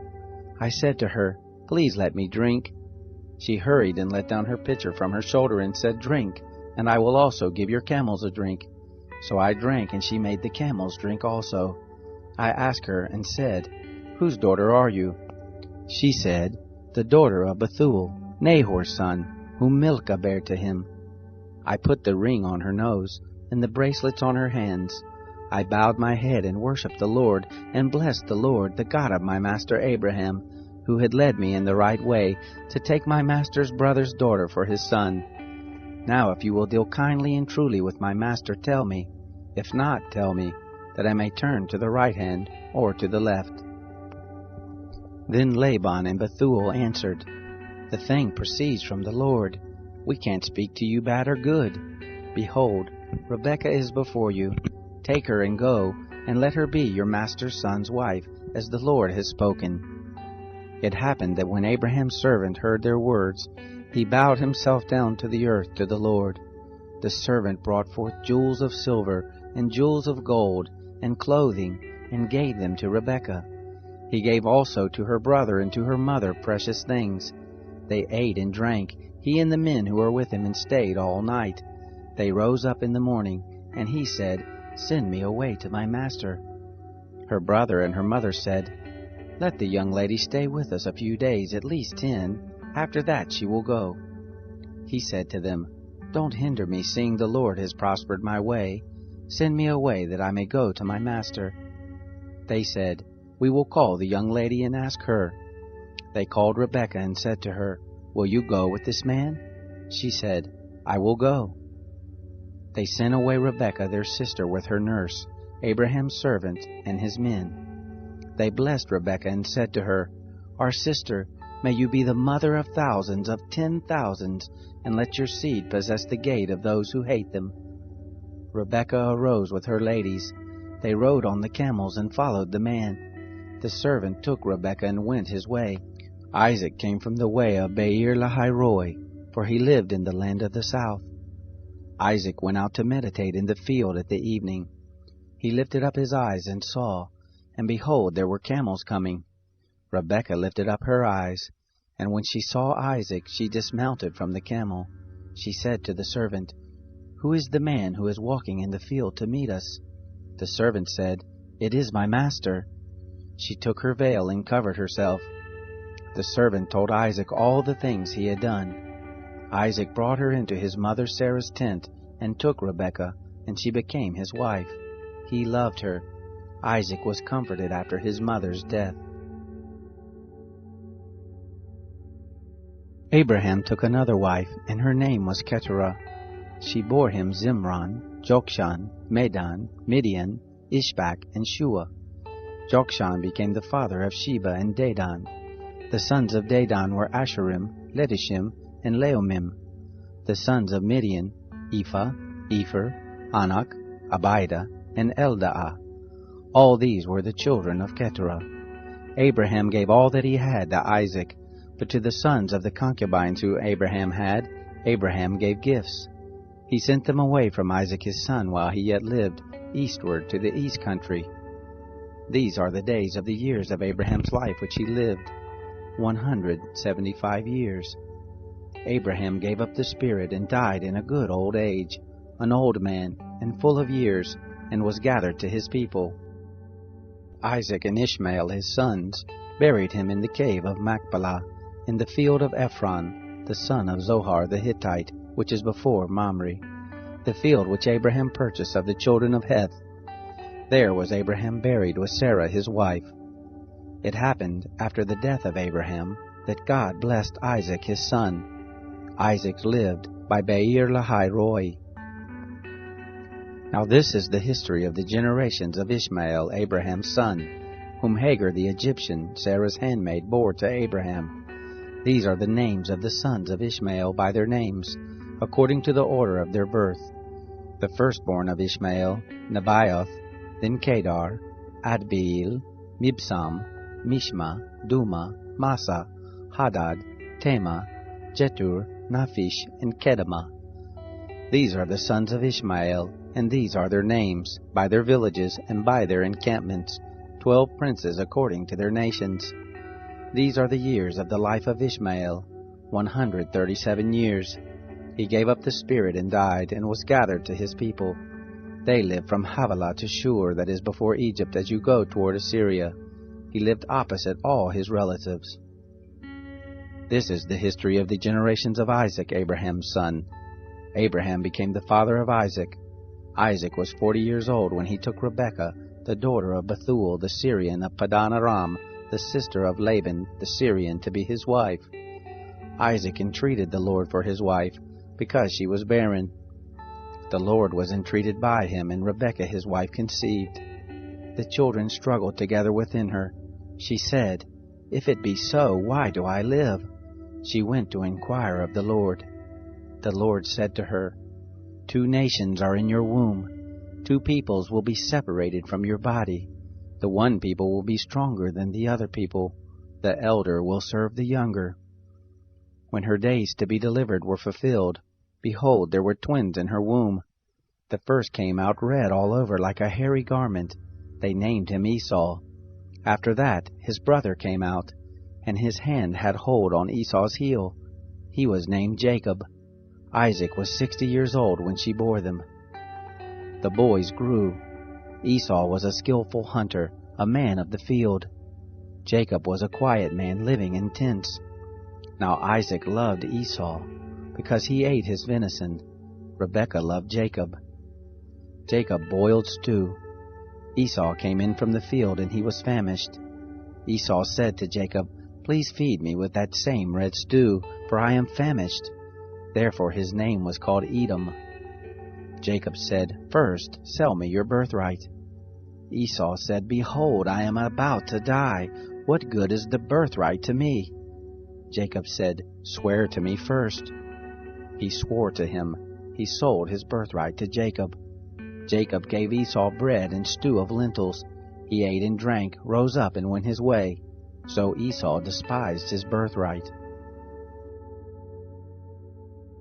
There was a famine in the land, besides the first famine that was in the days of Abraham. Isaac went to Abimelech, king of the Philistines, to Gerar. The Lord appeared to him and said, "Don't go down into Egypt. Dwell in the land which I will tell you of. Sojourn in this land, and I will be with you, and will bless you. For to you and to your seed I will give all these lands, and I will establish the oath which I swore to Abraham your father. I will multiply your seed as the stars of the sky, and will give to your seed all these lands. In your seed will all the nations of the earth be blessed, because Abraham obeyed my voice, and kept my charge, my commandments, my statutes, and my laws." Isaac lived in Gerar. The men of the place asked him about his wife. He said, "She is my sister," for he was afraid to say my wife, lest he thought the men of the place might kill me for Rebekah, because she was beautiful to look on. It happened, when he had been there for a long time, that Abimelech, king of the Philistines, looked out a window, and saw, and behold, Isaac was caressing Rebekah his wife. Abimelech called Isaac and said, "Behold, surely she is your wife. Why did you say, 'She is my sister'?" Isaac said to him, "Because I said, lest I die because of her." Abimelech said, "What is this you have done to us? One of the people might easily have lain with your wife, and you would have brought guilt on us." Abimelech charged all the people, saying, "He who touches this man or his wife will surely be put to death." Isaac sowed in that land, and reaped in the same year 100 times what he planted. The Lord blessed him. The man grew great, and grew more and more, until he became very great. He had possessions of flocks, possessions of herds, and a great household. The Philistines envied him. Now all the wells which his father's servant had dug in the days of Abraham his father, the Philistines had stopped and filled with earth. Abimelech said to Isaac, "Go from us, for you are much mightier than we." Isaac departed from there, and camped in the valley of Gerar, and lived there. Isaac dug again the wells of water, which they had dug in the days of Abraham his father, for the Philistines had stopped them after the death of Abraham. He called their names after the names by which his father had called them. Isaac's servants dug in the valley, and found there a well of springing water. The herdsmen of Gerar argued with Isaac's herdmen, saying, "The water is ours." He called the name of the well Esek, because they contended with him. They dug another well, and they argued over that also. He called the name of it Sitnah. He left that place and dug another well. They didn't argue over that one. He called it Rehoboth. He said, "For now the Lord has made room for us, and we will be fruitful in the land." He went up from there to Beersheba. The Lord appeared to him the same night and said, "I am the God of Abraham your father. Don't be afraid, for I am with you, and will bless you, and multiply your seed for my servant Abraham's sake." He built an altar there, and called on the name of the Lord, and pitched his tent there. There Isaac's servants dug a well. Then Abimelech went to him from Gerar, and Ahuzah his friend, and Phicol the captain of his host. Isaac said to them, "Why have you come to me, since you hate me, and have sent me away from you?" They said, "We saw plainly that the Lord was with you." We said, "Let there now be an oath between us, even between us and you, and let us make a covenant with you, that you will do us no harm, as we have not touched you, and as we have done to you nothing but good, and have sent you away in peace. You are now the blessed of the Lord." He made them a feast, and they ate and drank. They rose up sometime in the morning, and swore to one another. Isaac sent them away, and they departed from him in peace. It happened the same day that Isaac's servants came, and told him concerning the well which they had dug, and said to him, "We have found water." He called it Sheba. Therefore the name of the city is Beersheba to this day. When Esau was 40 years old, he took as wife Judith, the daughter of Beeri the Hittite, and Basemath, the daughter of Elon the Hittite. They grieved Isaac and Rebekah's spirits. It happened that when Isaac was old and his eyes were dim, so that he could not see, he called Esau his elder son and said to him, "My son?" He said to him, "Here I am." He said, "See now, I am old. I don't know the day of my death. Now therefore please take your weapons, your quiver and your bow, and go out to the field and take me venison. Make me savory food such as I love, and bring it to me, that I may eat, and that my soul may bless you before I die." Rebekah heard when Isaac spoke to Esau his son. Esau went to the field to hunt for venison and to bring it. Rebekah spoke to Jacob her son, saying, "Behold, I heard your father speak to Esau your brother, saying, Bring me venison, and make me savory food that I may eat, and bless you before the Lord before my death. Now therefore, my son, obey my voice according to that which I command you. Go now to the flock, and get me from there 2 good kids of the goats. I will make them savory food for your father, such as he loves. You shall bring it to your father, that he may eat, so that he may bless you before his death." Jacob said to Rebekah his mother, "Behold, Esau my brother is a hairy man, and I am a smooth man. What if my father touches me? I will seem to him as a deceiver, and I would bring a curse on myself and not a blessing." His mother said to him, "Let your curse be on me, my son. Only obey my voice and go get them for me." He went and got them, and brought them to his mother. His mother made savory food such as his father loved. Rebekah took the good clothes of Esau, her elder son, which were with her in the house, and put them on Jacob her younger son. She put the skins of the kids of the goats on his hands, and on the smooth of his neck. She gave the savory food and the bread which she had prepared into the hand of her son Jacob. He came to his father and said, "My father?" He said, "Here I am. Who are you, my son?" Jacob said to his father, "I am Esau, your firstborn. I have done what you asked me to do. Please arise, sit, and eat of my venison, that your soul may bless me." Isaac said to his son, "How is it that you found it so quickly, my son?" He said, "Because the Lord your God gave me success." Isaac said to Jacob, "Please come near, that I may feel you, my son, whether you are really my son Esau or not." Jacob went near to Isaac his father.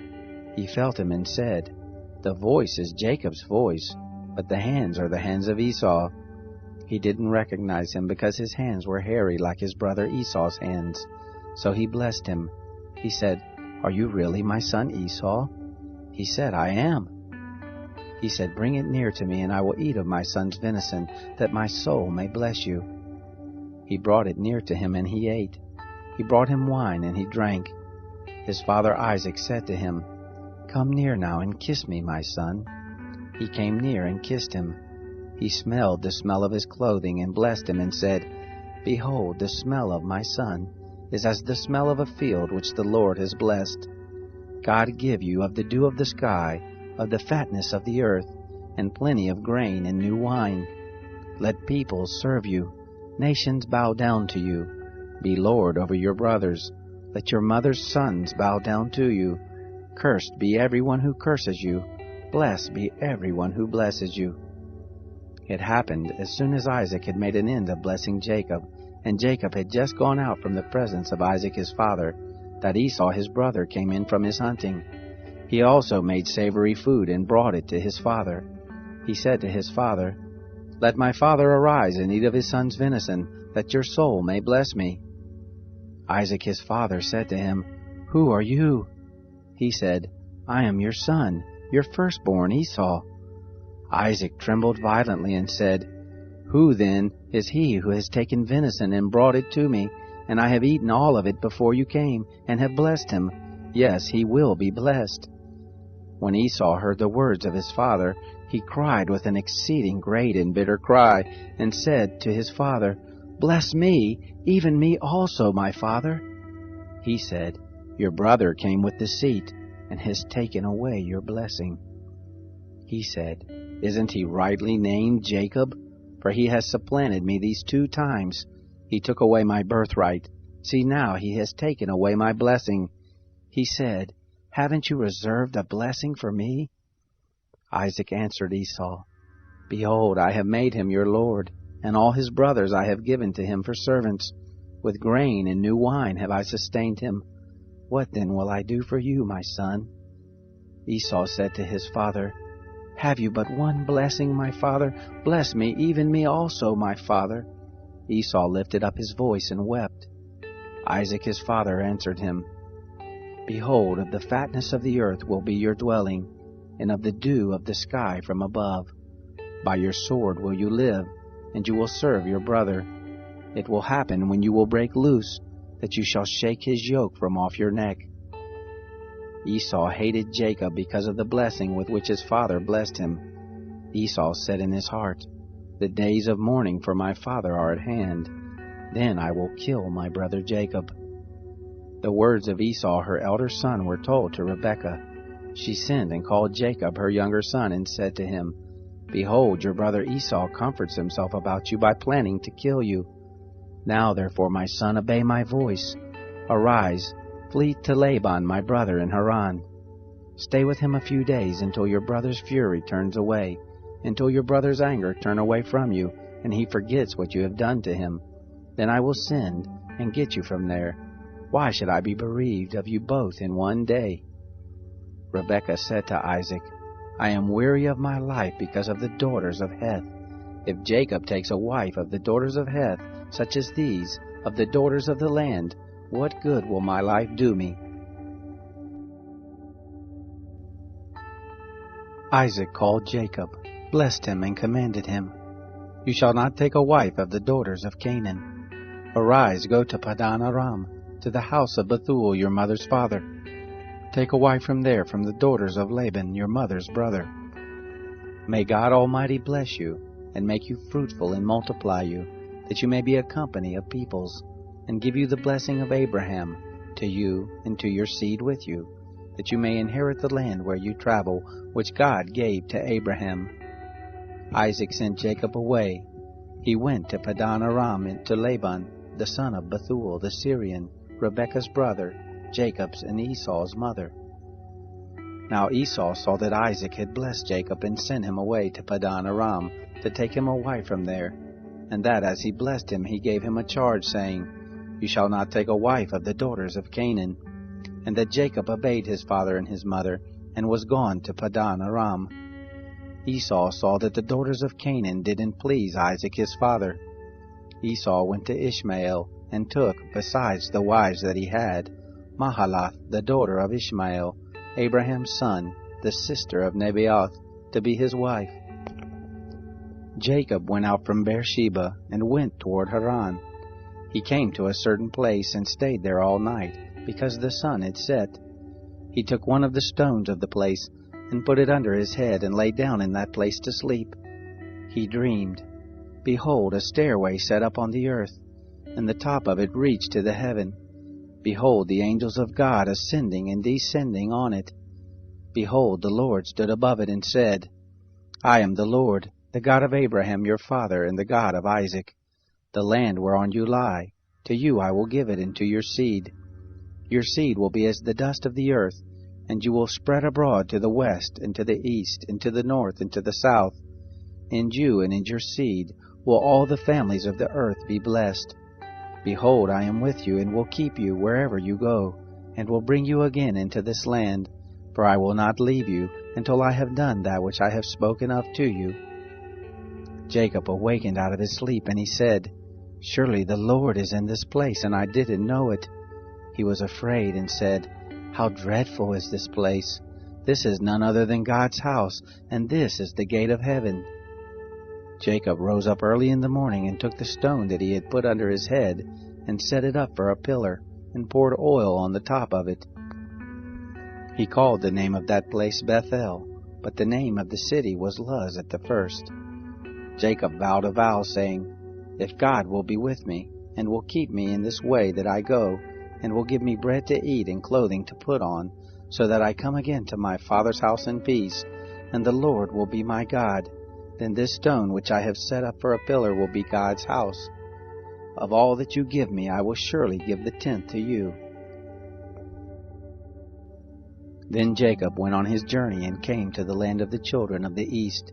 He looked, and behold, a well in the field, and behold, 3 flocks of sheep lying there by it. For out of that well they watered the flocks.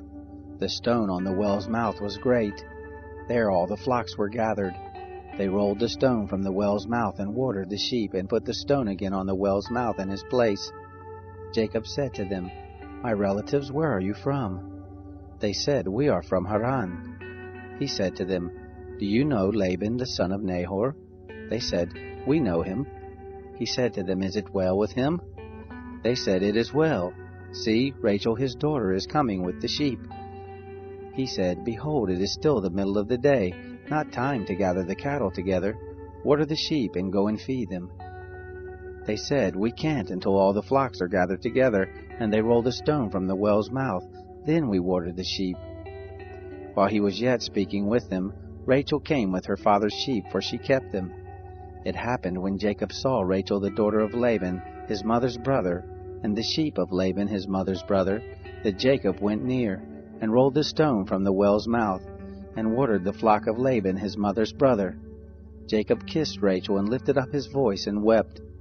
Jacob told Rachel that he was her father's brother, and that he was Rebekah's son. She ran and told her father. It happened when Laban heard the news of Jacob, his sister's son, that he ran to meet Jacob, and embraced him and kissed him, and brought him to his house. Jacob told Laban all these things. Laban said to him, Surely you are my bone and my flesh. He lived with him for a month.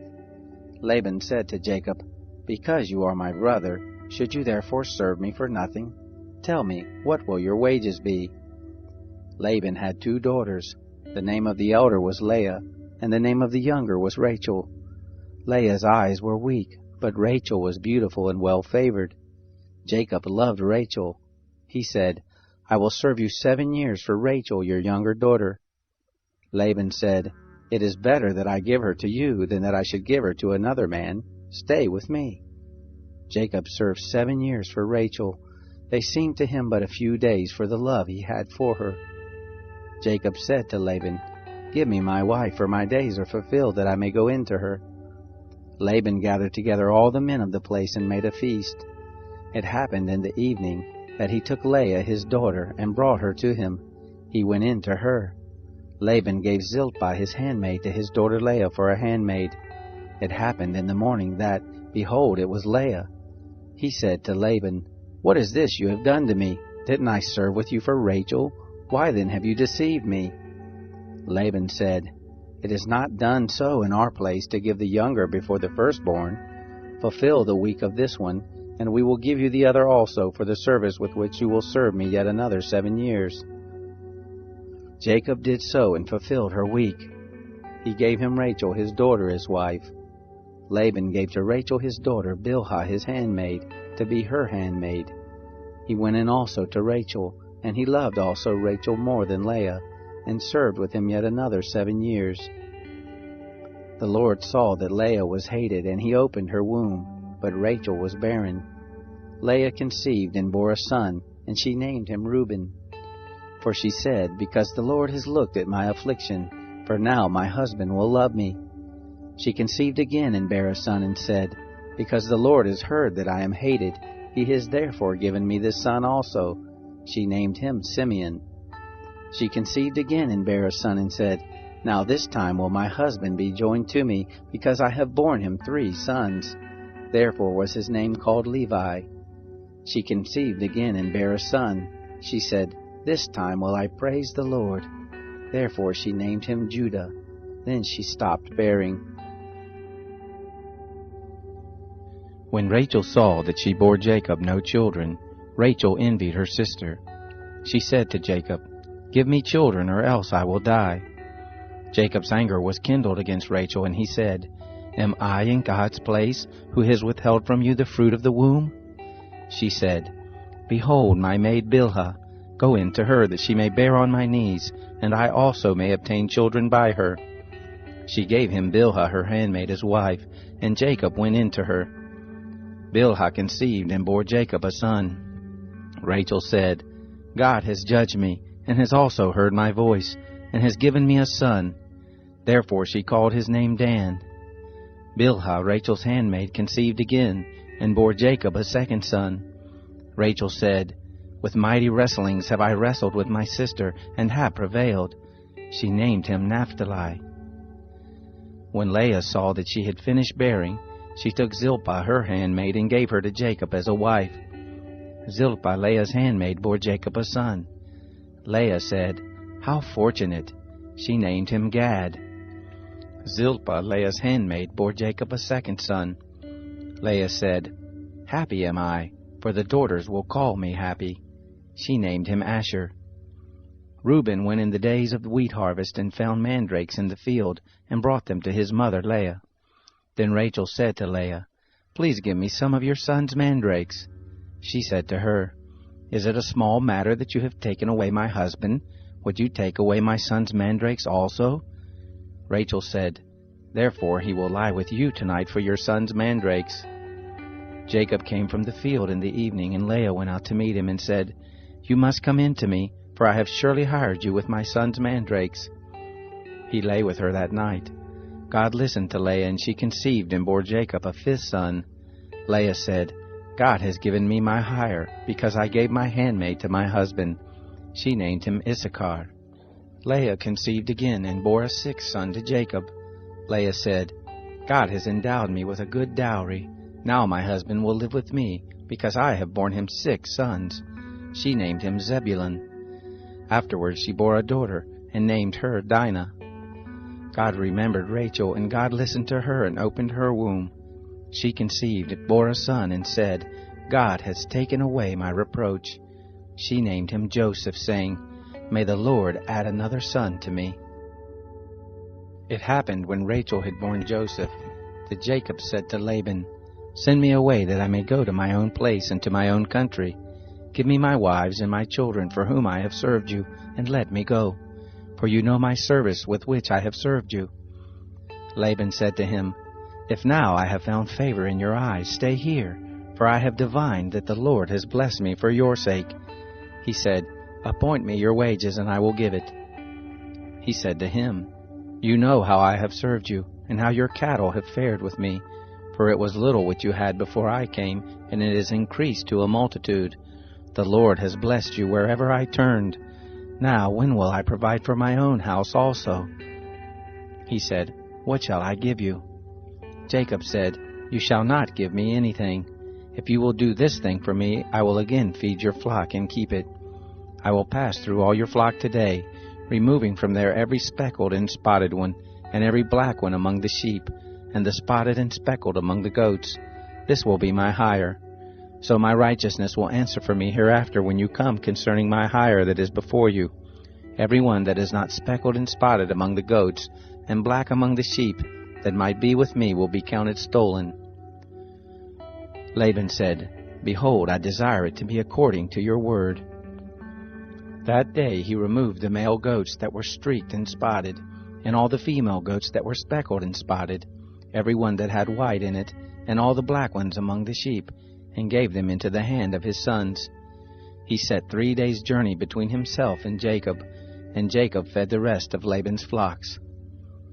Jacob took to himself rods of fresh poplar, almond, plane tree, peeled white streaks in them, and made the white appear which was in the rods.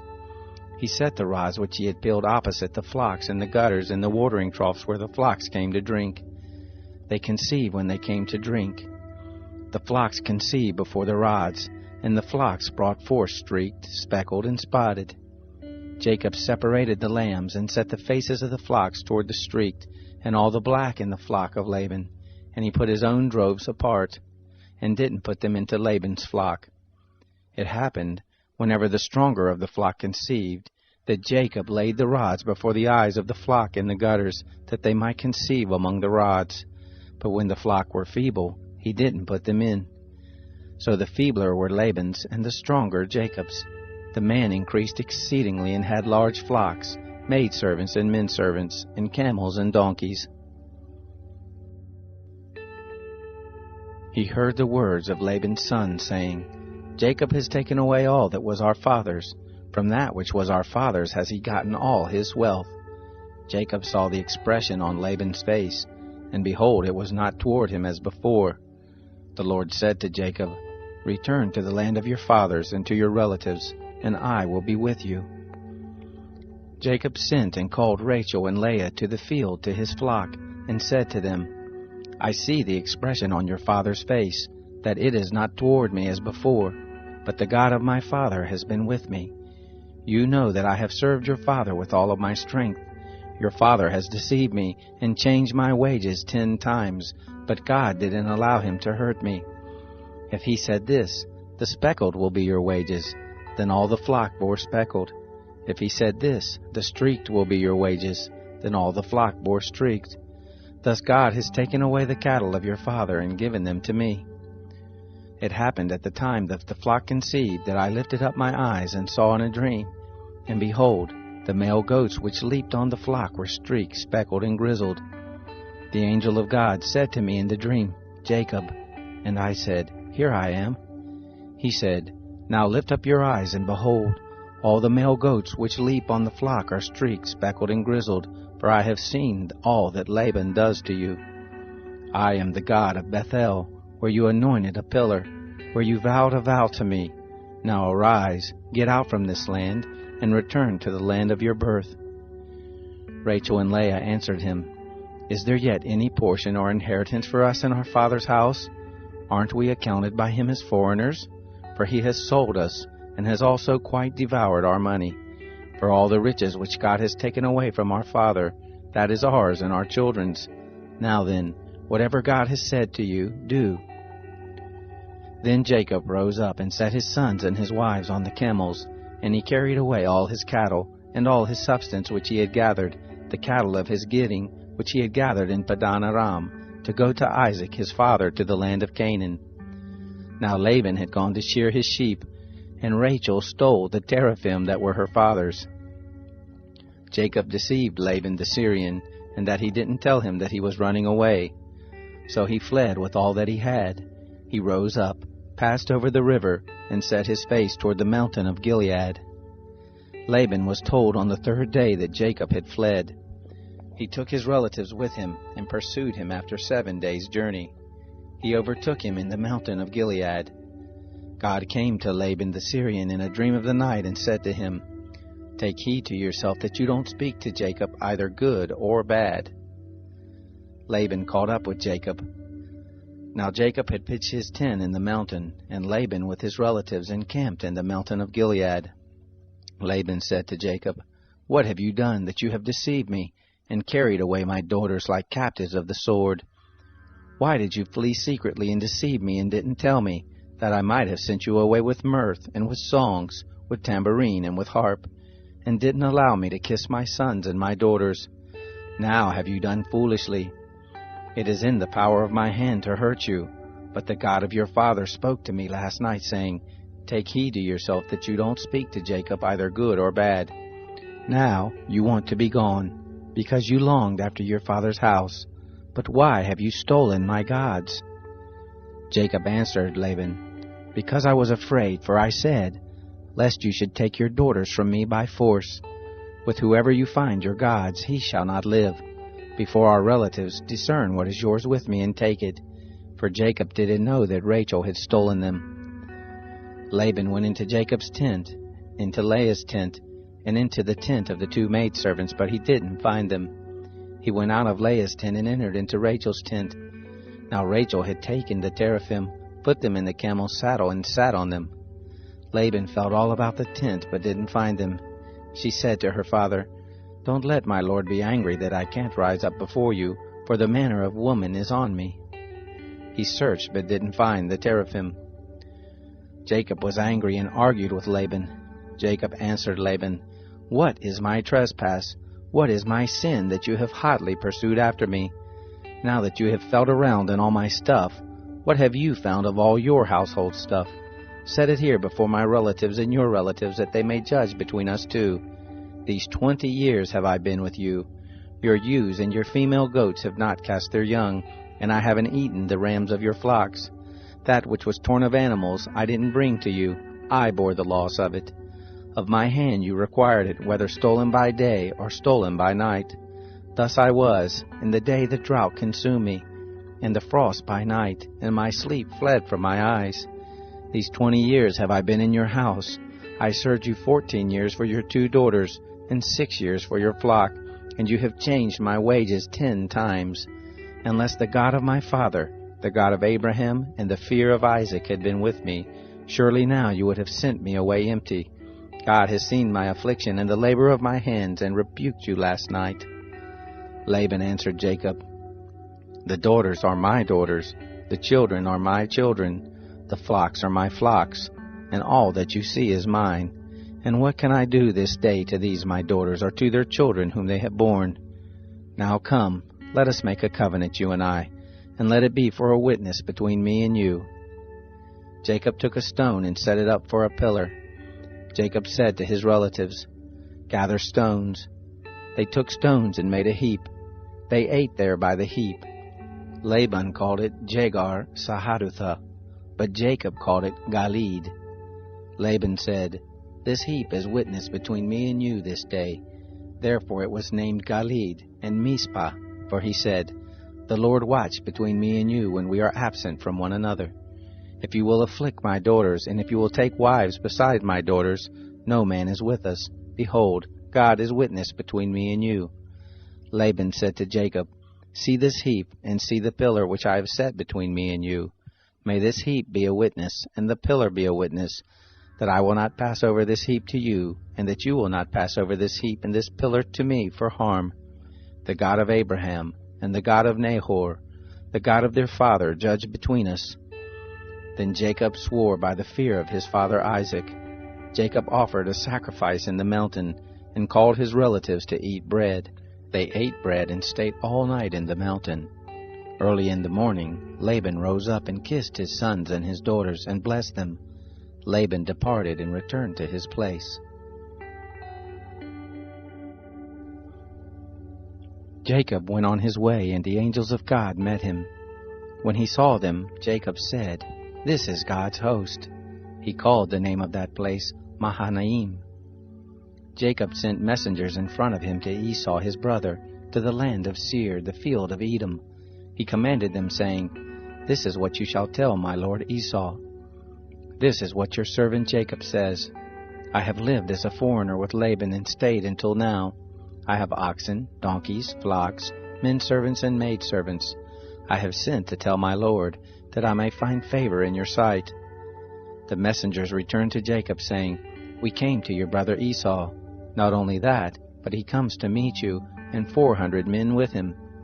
Then Jacob was greatly afraid and was distressed, and he divided the people who were with him and the flocks and the herds and the camels into 2 companies, and he said, "If Esau comes to the one company and strikes it, then the company which is left will escape." Jacob said, "God of my father Abraham, and God of my father Isaac, O Lord, who said to me, 'Return to your country and to your relatives, and I will do you good,' I am not worthy of the least of all the loving kindnesses and of all the truth which you have shown to your servant. For with just my staff I passed over this Jordan, and now have become 2 companies. Please deliver me from the hand of my brother, from the hand of Esau, for I fear him, lest he come and strike me, and the mothers with the children. You said, 'I will surely do you good, and make your seed as the sand of the sea, which can't be numbered because there are so many.'" He lodged there that night, and took from that which he had with him a present for Esau his brother, 200 female goats and 20 male goats, 200 ewes and 20 rams, 30 milk camels and their colts, 40 cows, 10 bulls, 20 she-donkeys, and 10 foals. He delivered them into the hands of his servants, every herd by itself, and said to his servants, "Pass over before me and put a space between herd and herd." He commanded the foremost, saying, "When Esau my brother meets you and asks you, saying, 'Whose are you? Where are you going? Whose are these before you?' Then you shall say, 'They are your servant Jacob's. It is a present sent to my lord Esau. Behold, he also is behind us.'"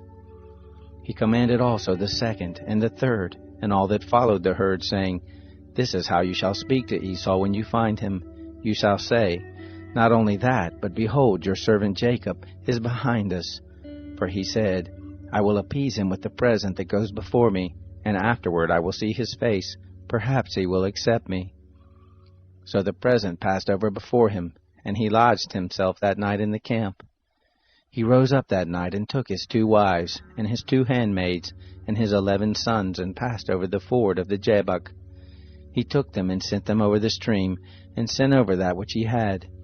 Jacob was left alone, and wrestled with a man there until the breaking of the day.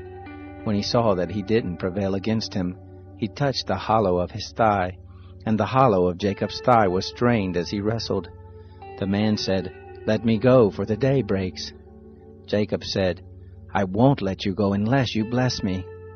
He said to him, "What is your name?" He said, "Jacob." He said, "Your name will no longer be called Jacob, but Israel, for you have fought with God and with men, and have prevailed." Jacob asked him, "Please tell me your name." He said, "Why is it that you ask what my name is?" He blessed him there. Jacob called the name of the place Peniel, for he said, "I have seen God face to face, and my life is preserved." The sun rose on him as he passed over Peniel, and he limped because of his thigh. Therefore the children of Israel don't eat the sinew of the hip, which is on the hollow of the thigh to this day, because he touched the hollow of Jacob's thigh and the sinew of the hip. Jacob lifted up his eyes and looked, and behold, Esau was coming, and with him 400 men. He divided the children between Leah, Rachel, and to the 2 handmaids. He put the handmaids and their children in front, Leah and her children after, and Rachel and Joseph at the rear. He himself passed over in front of them, and bowed himself to the ground 7 times, until he came near to his brother. Esau ran to meet him, embraced him, fell on his neck, kissed him, and they wept. He lifted up his eyes and saw the women and the children, and said, "Who are these with you?" He said, "The children whom God has graciously given your servant." Then the handmaids came near with their children, and they bowed themselves. Leah also and her children came near and bowed themselves. After them, Joseph came near with Rachel, and they bowed themselves. Esau said, "What do you mean by all this company which I met?" Jacob said, "To find favor in the sight of my Lord." Esau said, "I have enough, my brother. Let that which you have be yours." Jacob said, "Please, no. If I have now found favor in your sight, then receive my present at my hand, because I have seen your face, as one sees the face of God, and you were pleased with me. Please take the gift that I brought to you, because God has dealt graciously with me, and because I have enough." He urged him, and he took it. Esau said, "Let us take our journey, and let us go, and I will go before you." Jacob said to him, "My Lord knows that the children are tender, and that the flocks and herds with me have their young, and if they overdrive them one day, all the flocks will die.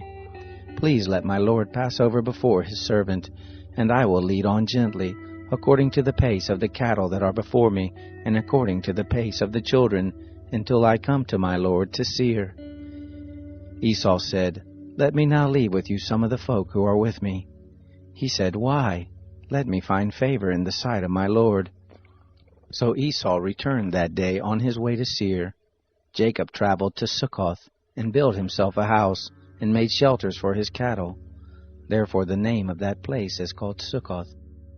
Jacob came in peace to the city of Shechem, which is in the land of Canaan, when he came from Padan Aram, and encamped before the city.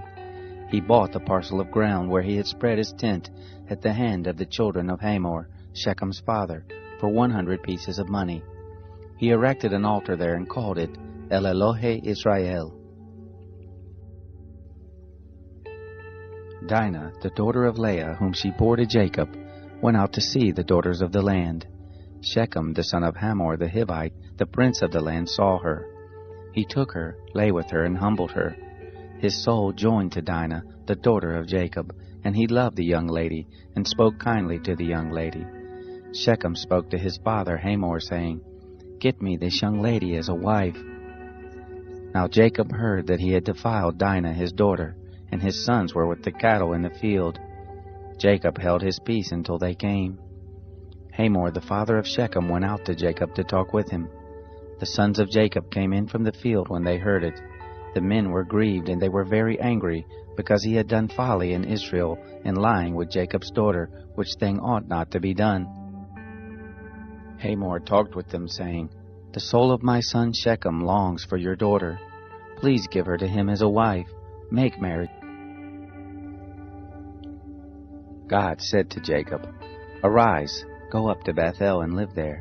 Make there an altar to God, who appeared to you when you fled from the face of Esau your brother." Then Jacob said to his household and to all who were with him, "Put away the foreign gods that are among you. Purify yourselves, change your garments. Let us arise and go up to Bethel. I will make there an altar to God, who answered me in the day of my distress, and was with me in the way which I went." They gave to Jacob all the foreign gods which were in their hands, and the rings which were in their ears, and Jacob hid them under the oak which was by Shechem. They traveled, and a terror of God was on the cities that were round about them, and they didn't pursue the sons of Jacob. So Jacob came to Luz, which is in the land of Canaan, the same as Bethel, he and all the people who were with him. He built an altar there and called the place El Bethel, because there was God revealed to him, when he fled from the face of his brother. Deborah, Rebekah's nurse, died, and she was buried below Bethel under the oak, and the name of it was called Alon Bakuth. God appeared to Jacob again when he came from Padan Aram and blessed him. God said to him, "Your name is Jacob. Your name shall not be Jacob any more, but your name will be Israel." He named him Israel. God said to him, I am God Almighty. Be fruitful and multiply. A nation and a company of nations will be from you, and kings will come out from your loins. The land which I gave to Abraham and Isaac I will give it to you, and to your seed after you will I give the land. God went up from him in the place where he spoke with him. Jacob set up a pillar in the place where he spoke with him, a pillar of stone. He poured out a drink offering on it, and poured oil on it. Jacob called the name of the place where God spoke with him Bethel. They traveled from Bethel. There was still some distance to come to Ephrath, and Rachel travailed. She had hard labor. It happened that when she was in hard labor, that the midwife said to her, "Don't be afraid, for now you will have another son." It happened, as her soul was departing, for she died, that she named him Benoni, but his father called him Benjamin. Rachel died and was buried in the way to Ephrath, the same as Bethlehem. Jacob set up a pillar on her grave. The same is the pillar of Rachel's grave to this day. Israel traveled, and spread his tent beyond the tower of Eder. It happened, while Israel lived in that land, that Reuben went and lay with Bilhah, his father's concubine, and Israel heard of it. Now the sons of Jacob were 12, the sons of Leah, Reuben, Jacob's firstborn, Simeon, Levi, Judah, Issachar, and Zebulun. The sons of Rachel, Joseph and Benjamin. The sons of Bilhah, Rachel's handmaid, Dan and Naphtali. The sons of Zilpah, Leah's handmaid, Gad and Asher. These are the sons of Jacob, who were born to him in Padan Aram. Jacob came to Isaac his father, to Mamre, to Kiriath Arba, the same as Hebron, where Abraham and Isaac lived as foreigners. The days of Isaac were 180 years. Isaac gave up the spirit and died, and was gathered to his people, old and full of days. Esau and Jacob his sons buried him. Now this is the history of the generations of Esau. The same is Edom. Esau took his wives from the daughters of Canaan: Adah, the daughter of Elon the Hittite, and Oholibamah, the daughter of Anah, the daughter of Zibeon the Hivite, and Basemath, Ishmael's daughter, the sister of Nebaioth. Adah bore to Esau Eliphaz, Basemath bore Ruel, Oholibamah bore Jeush, Jalam, and Korah. These are the sons of Esau, who were born to him in the land of Canaan. Esau took his wives, his sons, his daughters, and all the members of his household with his cattle, all his animals, and all his possessions which he had gathered in the land of Canaan, and went into a land away from his brother Jacob, for their substance was too great for them to dwell together, and the land of their travels couldn't bear them because of their cattle. Esau lived in the hill country of Seir. Esau is Edom. This is the history of the generations of Esau, the father of the Edomites in the hill country of Seir. These are the names of Esau's sons: Eliphaz, the son of Adah, the wife of Esau, and Ruel, the son of Basemath, the wife of Esau. The sons of Eliphaz were Teman, Omar, Zepho, and Gatam, and Kenaz. Timnah was concubine to Eliphaz, Esau's son, and she bore to Eliphaz Amalek. These are the sons of Adah, Esau's wife. These are the sons of Ruel, Nahat, Zerah, Shammah, and Misa. These were the sons of Basemath, Esau's wife. These were the sons. Jacob lived in the land of his father's travels, in the land of Canaan. This is the history of the generations of Jacob. Joseph, being 17 years old, was feeding the flock with his brothers. He was a boy with the sons of Bilhah and Zilpah, his father's wives. Joseph brought an evil report of them to their father. Now Israel loved Joseph more than all his children, because he was the son of his old age, and he made him a coat of many colors. His brothers saw that their father loved him more than all his brothers, and they hated him, and couldn't speak peaceably to him. Joseph dreamed a dream, and he told it to his brothers, and they hated him all the more. He said to them, "Please, hear this dream which I have dreamed. For behold, we were binding sheaves in the field, and behold, my sheaf arose, and also stood upright. And behold, your sheaves came around, and bowed down to my sheaf." His brothers said to him, "Will you indeed reign over us? Or will you indeed have dominion over us?" They hated him all the more for his dreams and for his words. He dreamed yet another dream, and told it to his brothers, and said, Behold, I have dreamed yet another dream, and behold, the sun and the moon and the 11 stars bowed down to me. He told it to his father and to his brothers. His father rebuked him and said to him, What is this dream that you have dreamed? Will I and your mother and your brothers indeed come to bow ourselves down to you to the earth? His brothers envied him, but his father kept this saying in mind. His brothers went to feed their father's flock in Shechem.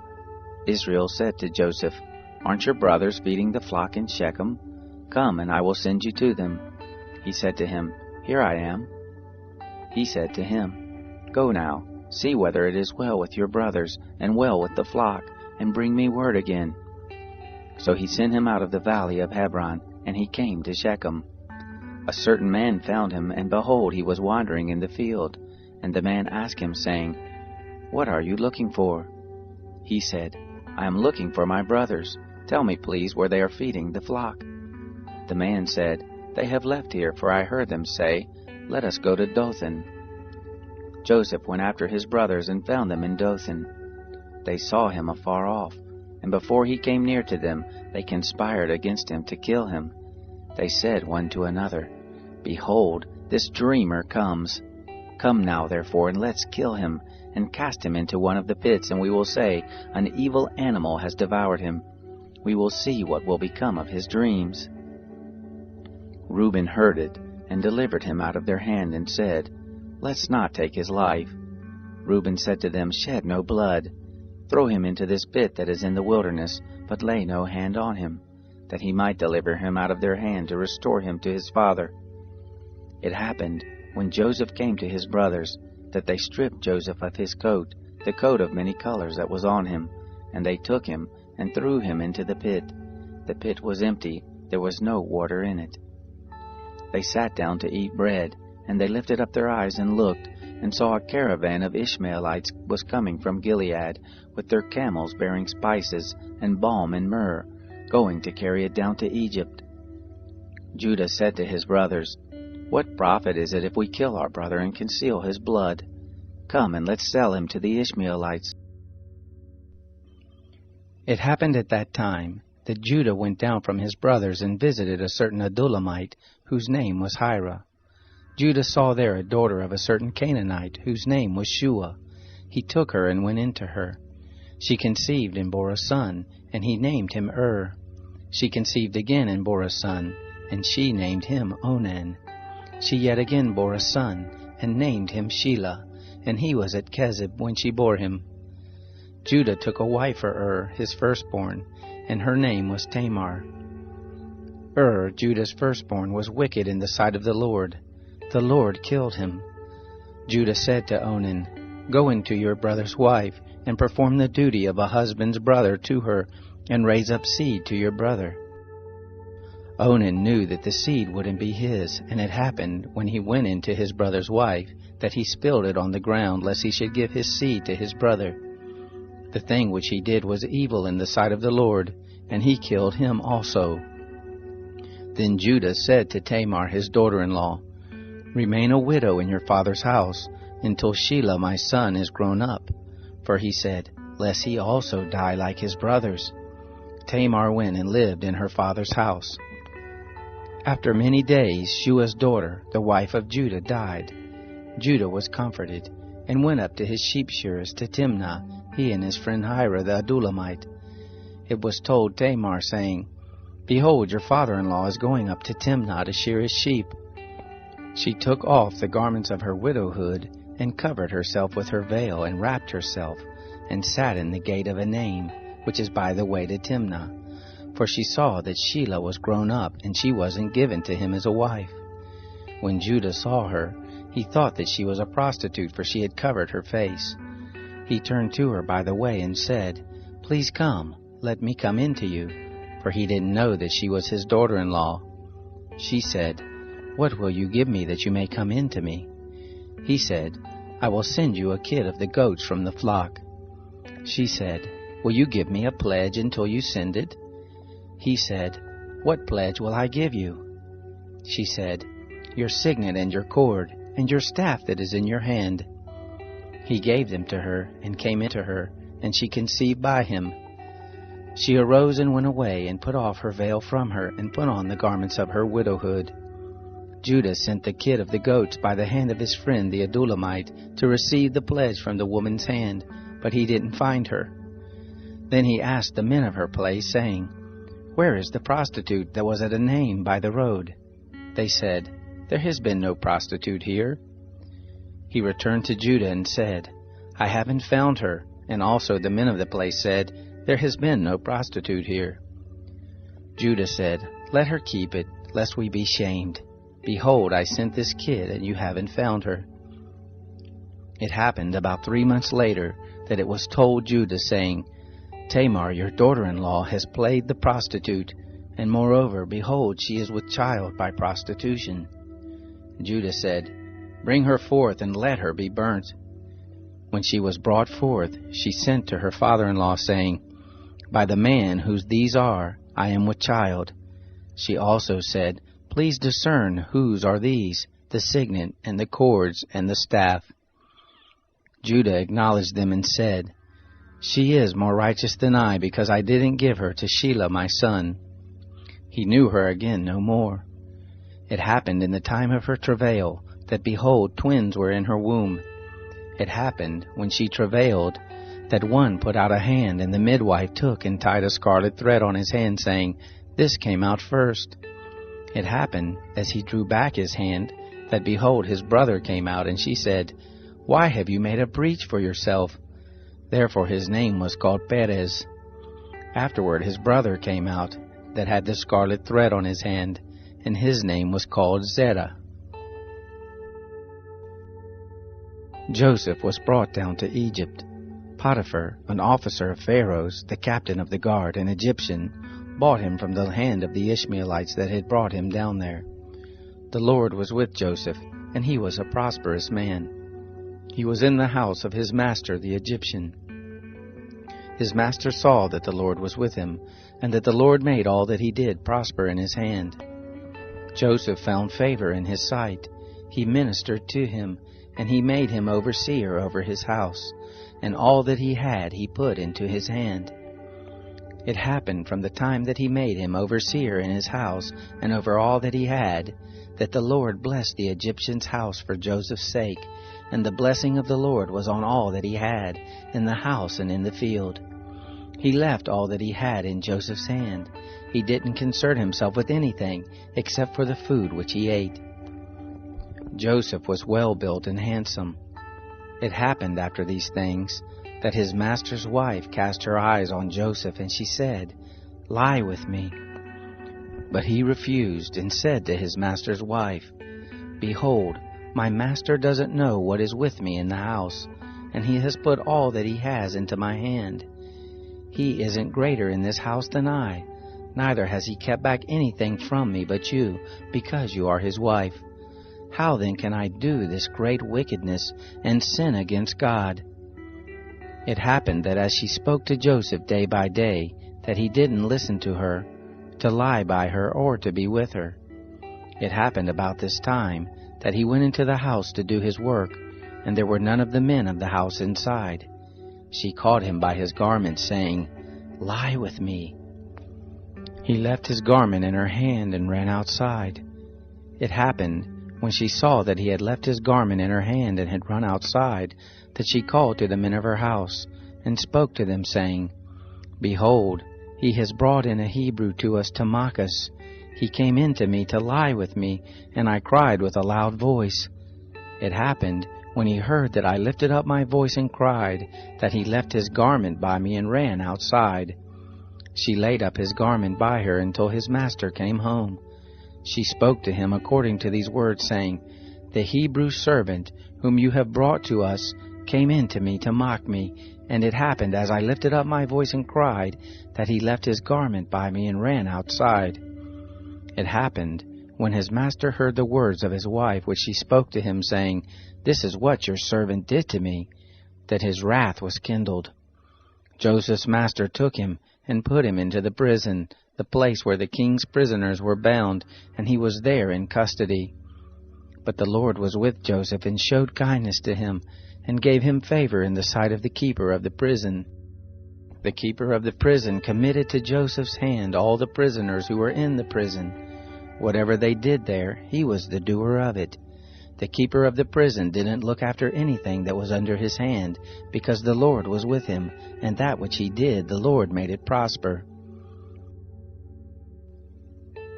It happened after these things, that the butler of the king of Egypt and his baker offended their lord the king of Egypt. Pharaoh was angry with his 2 officers, the chief cupbearer and the chief baker. He put them in custody in the house of the captain of the guard, into the prison, the place where Joseph was bound. The captain of the guard assigned them to Joseph, and he took care of them. They stayed in prison many days. They both dreamed a dream, each man his dream in one night, each man according to the interpretation of his dream, the cupbearer and the baker of the king of Egypt, who were bound in the prison. Joseph came to them in the morning and saw them, and saw that they were sad. He asked Pharaoh's officers who were with him in custody in his master's house, saying, "Why do you look so sad today?" They said to him, "We have dreamed a dream, and there is no one who can interpret it." Joseph said to them, "Don't interpretations belong to God? Please tell it to me." The chief cupbearer told his dream to Joseph and said to him, "In my dream, behold, a vine was in front of me, and in the vine were 3 branches. It was as though it budded, its blossoms shot forth, and the clusters of it brought forth ripe grapes. Pharaoh's cup was in my hand, and I took the grapes, and pressed them into Pharaoh's cup, and I gave the cup into Pharaoh's hand." Joseph said to him, "This is the interpretation of it. The 3 branches are 3 days. Within 3 more days, Pharaoh will lift up your head and restore you to your office. You will give Pharaoh's cup into his hand, the way you did when you were his cupbearer. But remember me when it will be well with you, and show kindness, please, to me, and make mention of me to Pharaoh, and bring me out of this house. For indeed I was stolen away out of the land of the Hebrews, and here also have I done nothing that they should put me into the dungeon." When the chief baker saw that the interpretation was good, he said to Joseph, "I also was in my dream, and behold, 3 baskets of white bread were on my head. In the uppermost basket there were all kinds of baked food for Pharaoh, and the birds ate them out of the basket on my head." Joseph answered, "This is the interpretation of it. The 3 baskets are 3 days. Within 3 more days Pharaoh will lift up your head from off you, and will hang you on a tree, and the birds will eat your flesh from off you." It happened the 3rd day, which was Pharaoh's birthday, that he made a feast for all his servants, and he lifted up the head of the chief cupbearer and the head of the chief baker among his servants. He restored the chief cupbearer to his position again, and he gave the cup into Pharaoh's hand. But he hanged the chief baker as Joseph had interpreted to them. Yet the chief cupbearer didn't remember Joseph, but forgot him. It happened at the end of 2 full years that Pharaoh dreamed, and behold, he stood by the river. Behold, there came up out of the river 7 cattle, well-favored and fat-fleshed, and they fed in the reed grass. Behold, 7 other cattle came up after them out of the river, ill-favored and lean-fleshed, and stood by the other cattle on the brink of the river. The ill-favored and lean-fleshed cattle ate up the 7 well-favored and fat cattle. So Pharaoh awoke. He slept and dreamed a 2nd time, and behold, 7 heads of grain came up on one stalk, healthy and good. Behold, 7 heads of grain, thin and blasted with the east wind, sprung up after them. The thin heads of grain swallowed up the 7 healthy and full ears. Pharaoh awoke, and behold, it was a dream. It happened in the morning. Now Jacob saw that there was grain in Egypt, and Jacob said to his sons, "Why do you look at one another?" He said, "Behold, I have heard that there is grain in Egypt. Go down there and buy for us from there, so that we may live and not die." Joseph's 10 brothers went down to buy grain from Egypt. But Jacob didn't send Benjamin, Joseph's brother, with his brothers, for he said, lest perhaps harm happen to him. The sons of Israel came to buy among those who came, for the famine was in the land of Canaan. Joseph was the governor over the land. It was he who sold to all the people of the land. Joseph's brothers came and bowed themselves down to him with their faces to the earth. Joseph saw his brothers, and he recognized them, but he acted like a stranger to them and spoke roughly with them. He said to them, "Where did you come from?" They said, "From the land of Canaan to buy food." Joseph recognized his brothers, but they didn't recognize him. Joseph remembered the dreams which he dreamed about them and said to them, "You are spies. You have come to see the nakedness of the land." They said to him, "No, my lord, but your servants have come to buy food. We are all one man's sons. We are honest men. Your servants are not spies." He said to them, "No, but you have come to see the nakedness of the land." They said, "We, your servants, are 12 brothers, the sons of one man in the land of Canaan, and behold, the youngest is this day with our father, and one is no more." Joseph said to them, "It is like I told you, saying, you are spies. Hereby you shall be tested. By the life of Pharaoh you shall not go forth from here, unless your youngest brother come here. Send one of you, and let him get your brother, and you shall be bound, that your words may be tested, whether there is truth in you, or else by the life of Pharaoh surely you are spies." He put them all together into custody 3 days. Joseph said to them the 3rd day, "Do this and live, for I fear God.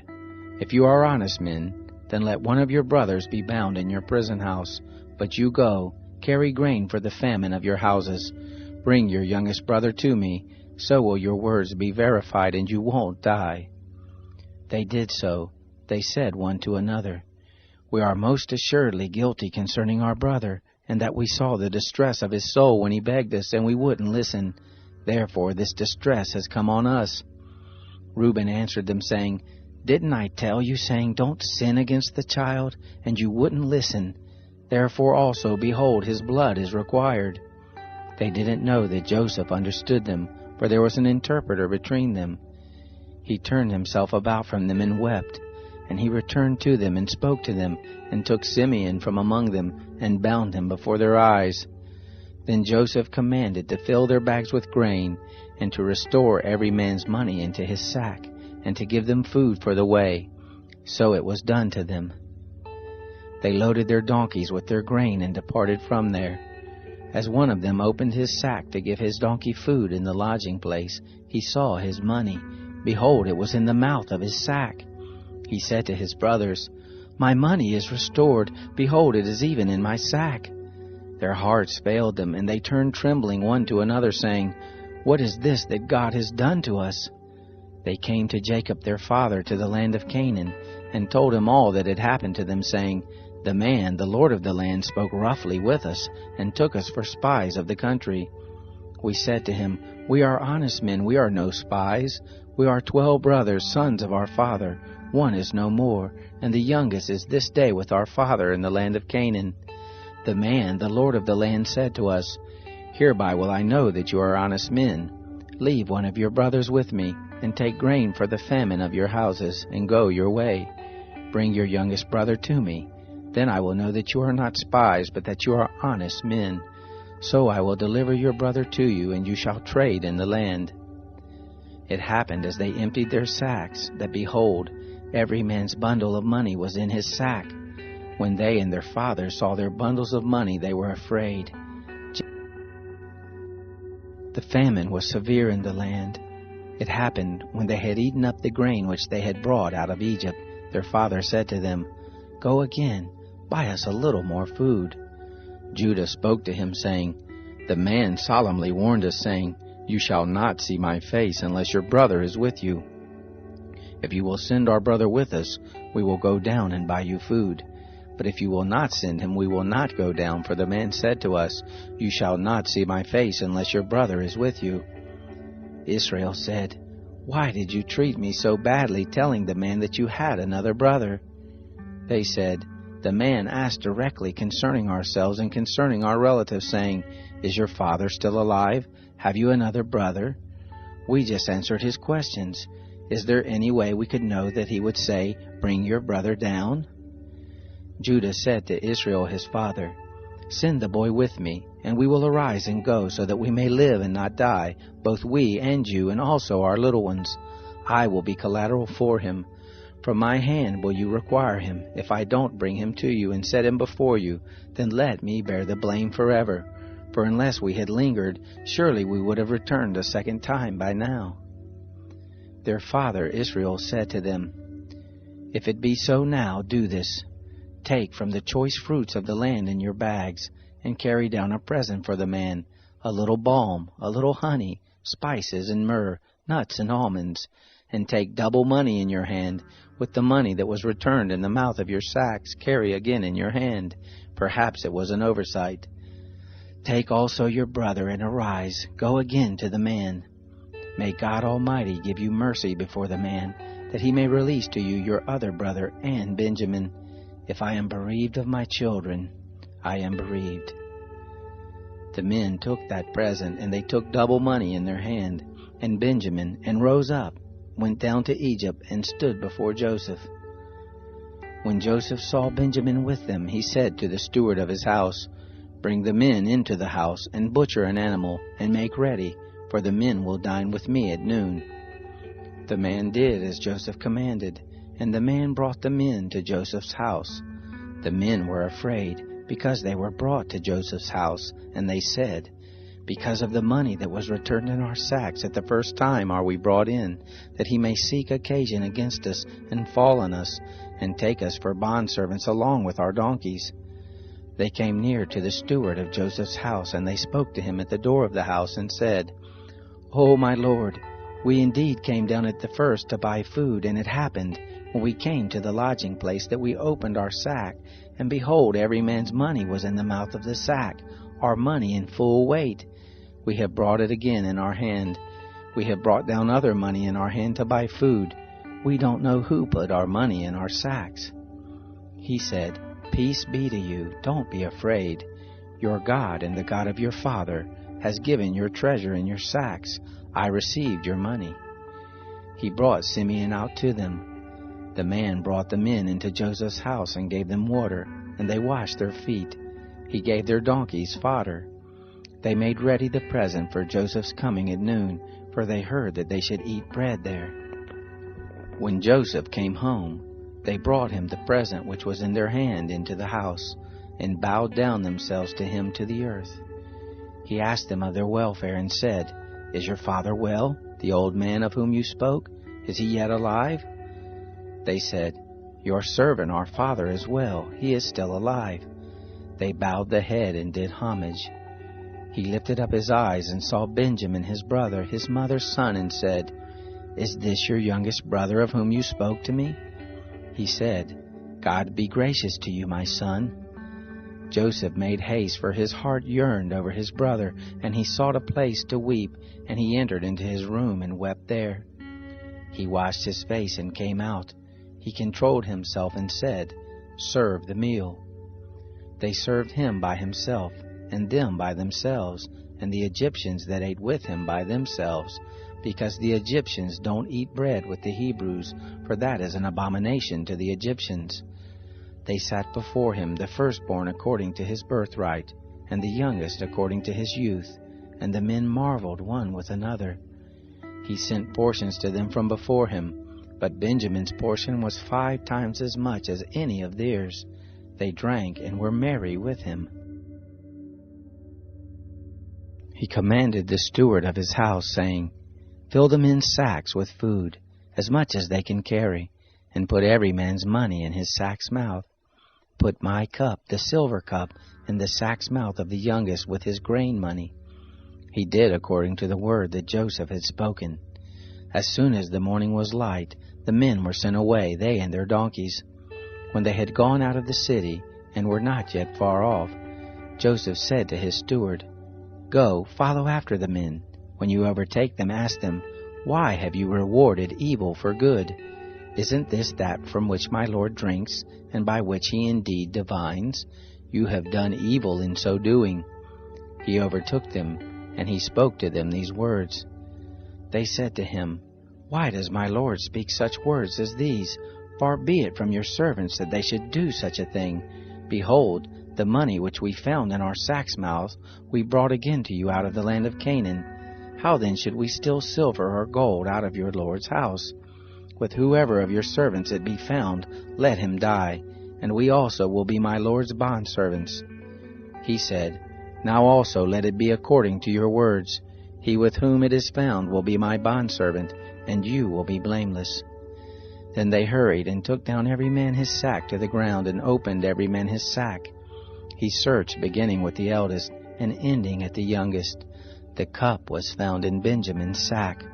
Then they tore their clothes, and loaded every man his donkey, and returned to the city. Judah and his brothers came to Joseph's house, and he was still there. They fell on the ground before him. Joseph said to them, "What deed is this that you have done? Don't you know that such a man as I can indeed divine?" Judah said, "What will we tell my Lord? What will we speak? Or how will we clear ourselves? God has found out the iniquity of your servants. Behold, we are my Lord's bondservants, both we, and he also in whose hand the cup is found." He said, "Far be it from me that I should do so. The man in whose hand the cup is found, he will be my bondservant. But as for you, go up in peace to your father." Then Judah came near to him and said, "O my Lord, please let your servant speak a word in my Lord's ear, and don't let your anger burn against your servant, for you are even as Pharaoh. My Lord asked his servants, saying, 'Have you a father or a brother?' We said to my Lord, 'We have a father, an old man, and a child of his old age, a little one, and his brother is dead, and he alone is left of his mother, and his father loves him.'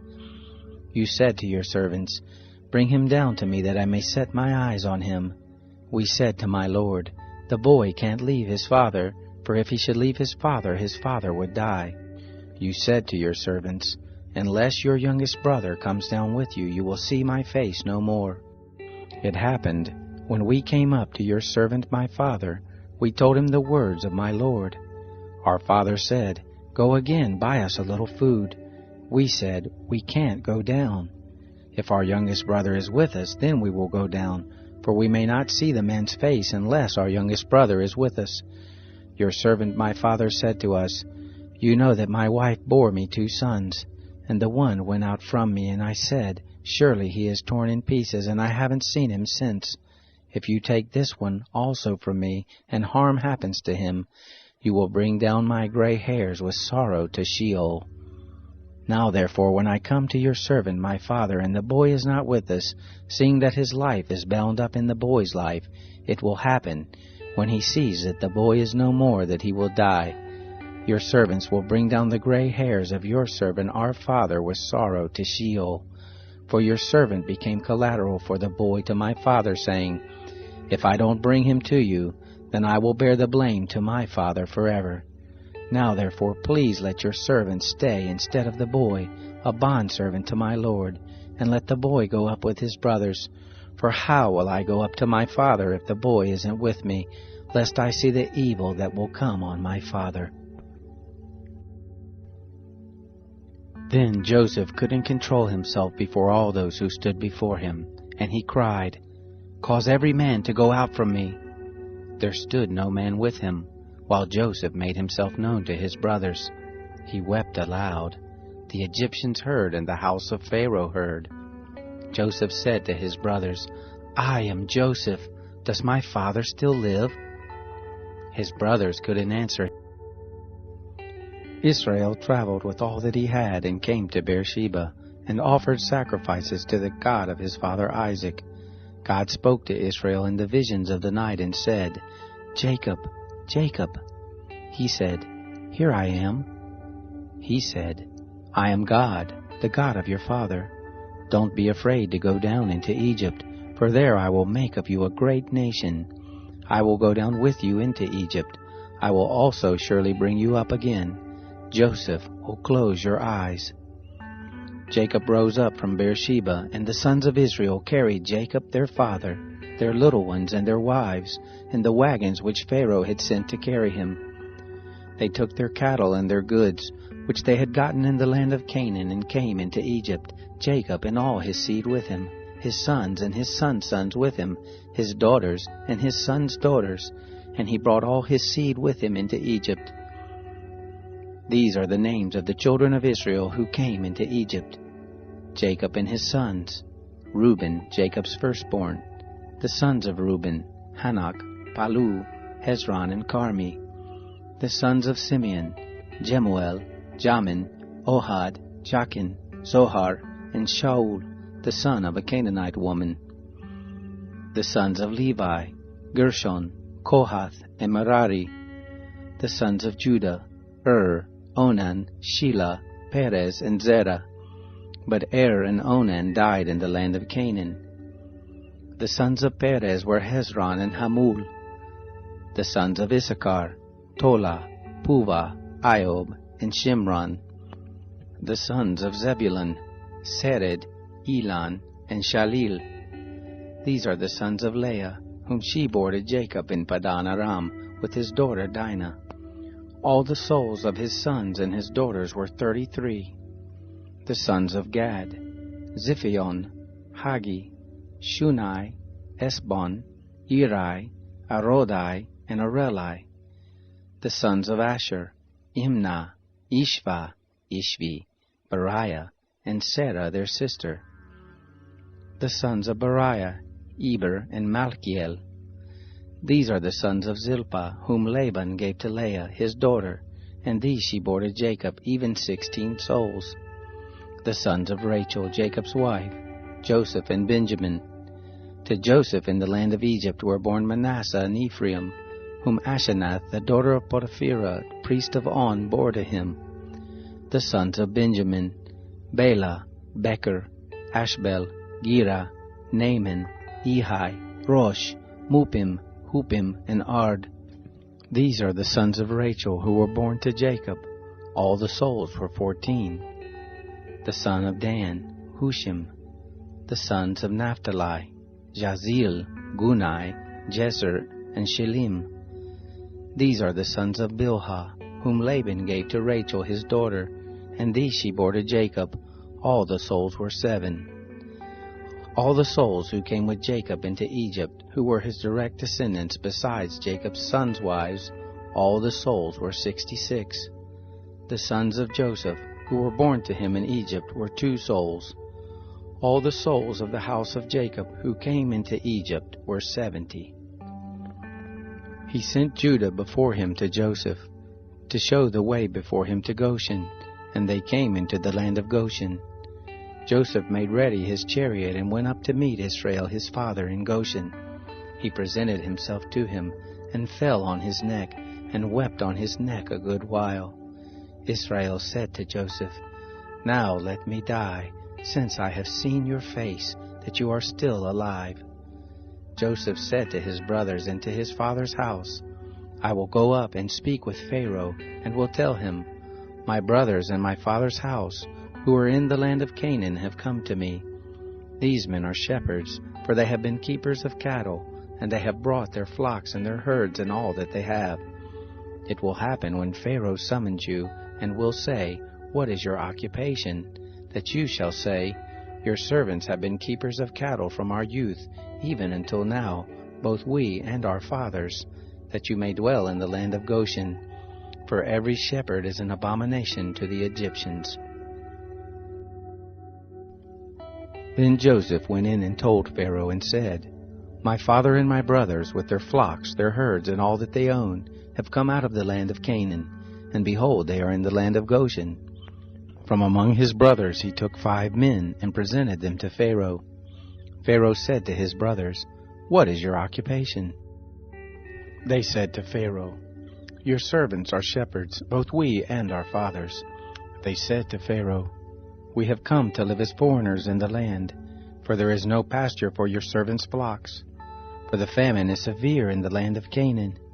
Now therefore please let your servants dwell in the land of Goshen."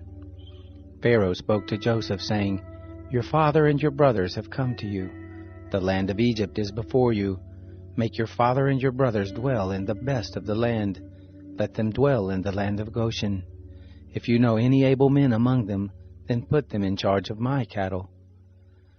Joseph brought in Jacob his father, and set him before Pharaoh. And Jacob blessed Pharaoh. Pharaoh said to Jacob, "How many are the days of the years of your life?"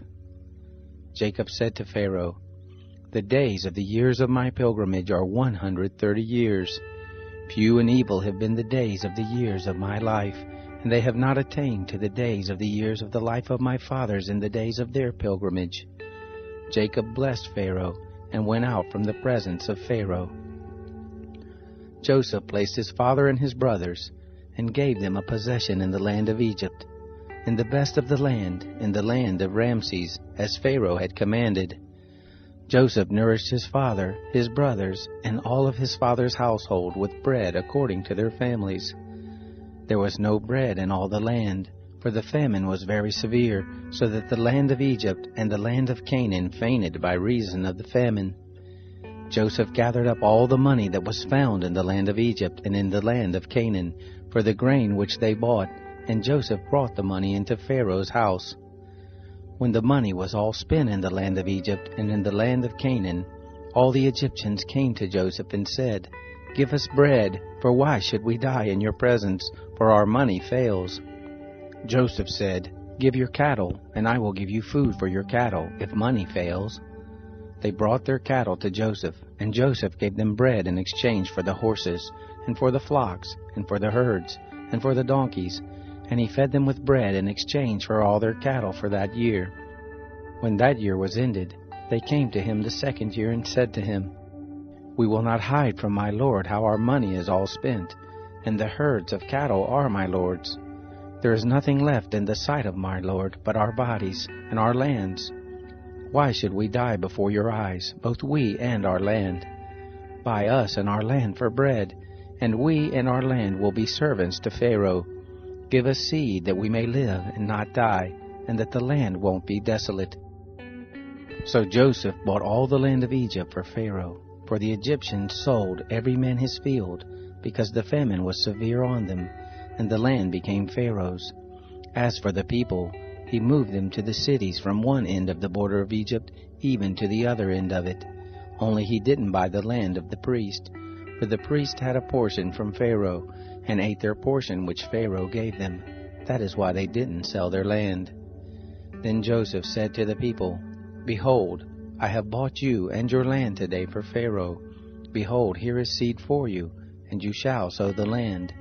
It will happen at the harvest, that you shall give a fifth to Pharaoh, and 4 parts will be your own, for the seed of the field, for your food, for them of your households, and for food for your little ones." They said, "You have saved our lives. Let us find favor in the sight of my lord, and we will be Pharaoh's servants." Joseph made it a statute concerning the land of Egypt to this day, that Pharaoh should have the fifth. Only the land of the priest alone didn't become Pharaoh's. Israel lived in the land of Egypt, in the land of Goshen, and they got themselves possessions therein, and were fruitful and multiplied exceedingly. Jacob lived in the land of Egypt 17 years. So the days of Jacob, the years of his life, were 147 years. The time drew near that Israel must die, and he called his son Joseph and said to him, "If now I have found favor in your sight, please put your hand under my thigh, and deal kindly and truly with me. Please don't bury me in Egypt, but when I sleep with my fathers, you shall carry me out of Egypt, and bury me in their burying place." He said, "I will do as you have said." He said, "Swear to me." And he swore to him. Israel bowed himself on the bed's head. It happened after these things that someone said to Joseph, "Behold, your father is sick." He took with him his 2 sons, Manasseh and Ephraim. Someone told Jacob and said, "Behold, your son Joseph comes to you." And Israel strengthened himself and sat on the bed. Jacob said to Joseph, "God Almighty appeared to me at Luz in the land of Canaan and blessed me, and said to me, Behold, I will make you fruitful and multiply you, and I will make of you a company of peoples, and will give this land to your seed after you for an everlasting possession. Now your 2 sons, who were born to you in the land of Egypt before I came to you into Egypt, are mine, Ephraim and Manasseh, even as Reuben and Simeon will be mine. Your issue, who you have become father of after them, will be yours. They will be called after the name of their brothers in their inheritance. As for me, when I came from Padan, Rachel died by me in the land of Canaan in the way, when there was still some distance to come to Ephrath, and I buried her there in the way to Ephrath, the same is Bethlehem. Israel saw Joseph's sons and said, Who are these? Joseph said to his father, They are my sons whom God has given me here. He said, Please bring them to me, and I will bless them. Now the eyes of Israel were dim for age, so that he couldn't see. He brought them near to him, and he kissed them and embraced them. Israel said to Joseph, I didn't think I would see your face, and behold, God has let me see your seed also. Joseph brought them out from between his knees, and he bowed himself with his face to the earth. Joseph took them both, Ephraim in his right hand toward Israel's left hand, and Manasseh in his left hand toward Israel's right hand, and brought them near to him. Israel stretched out his right hand, and laid it on Ephraim's head, who was the younger, and his left hand on Manasseh's head, guiding his hands knowingly, for Manasseh was the firstborn. He blessed Joseph and said, The God before whom my fathers Abraham and Isaac did walk, the God who has fed me all my life to this day, the angel who has redeemed me from all evil, bless the lads, and let my name be named on them, and the name of my fathers Abraham and Isaac. Let them grow into a multitude in the midst of the earth. When Joseph saw that his father laid his right hand on the head of Ephraim, it displeased him. He held up his father's hand to remove it from Ephraim's head to Manasseh's head. Joseph said to his father, Not so, my father, for this is the firstborn. Put your right hand on his head. His father refused and said, I know, my son, I know. He also will become a people, and he also will be great. However, his younger brother will be greater than he, and his seed will become a multitude of nations. He blessed them that day, saying, In you will Israel bless, saying, God make you as Ephraim and as Manasseh. He set Ephraim before Manasseh. Israel said to Joseph, Behold, I am dying, but God will be with you, and bring you again to the land of your fathers. Moreover, I have given to you one portion above your brothers, which I took out of the hand of the Amorite with my sword and with my bow. Jacob called to his sons and said, Gather yourselves together, that I may tell you that which will happen to you in the days to come. Assemble yourselves and hear, you sons of Jacob. Listen to Israel your father. Reuben, you are my firstborn, my might and the beginning of my strength, the preeminence of dignity and the preeminence of power. Boiling over as water, you shall not have the preeminence, because you went up to your father's bed, then defiled it. He went up to my couch. Simeon and Levi are brothers. Weapons of violence are their swords. My soul, don't come into their council. My glory, don't be united to their assembly. For in their anger they killed a man. In their self-will they hamstrung an ox. Cursed be their anger, for it was fierce, and their wrath, for it was cruel. I will divide them in Jacob, scatter them in Israel. Judah, your brothers will praise you. Your hand will be on the neck of your enemies. Your father's sons will bow down before you. Judah is a lion's cub. From the prey, my son, you have gone up. He stooped down, he crouched as a lion, as a lioness. Who will rouse him up? The scepter will not depart from Judah, nor the ruler's staff from between his feet, until he comes to whom it belongs. To him will the obedience of the peoples be, binding his foal to the vine, his donkey's colt to the choice vine. He has washed his garments in wine, his robes in the blood of grapes. His eyes will be red with wine, his teeth white with milk.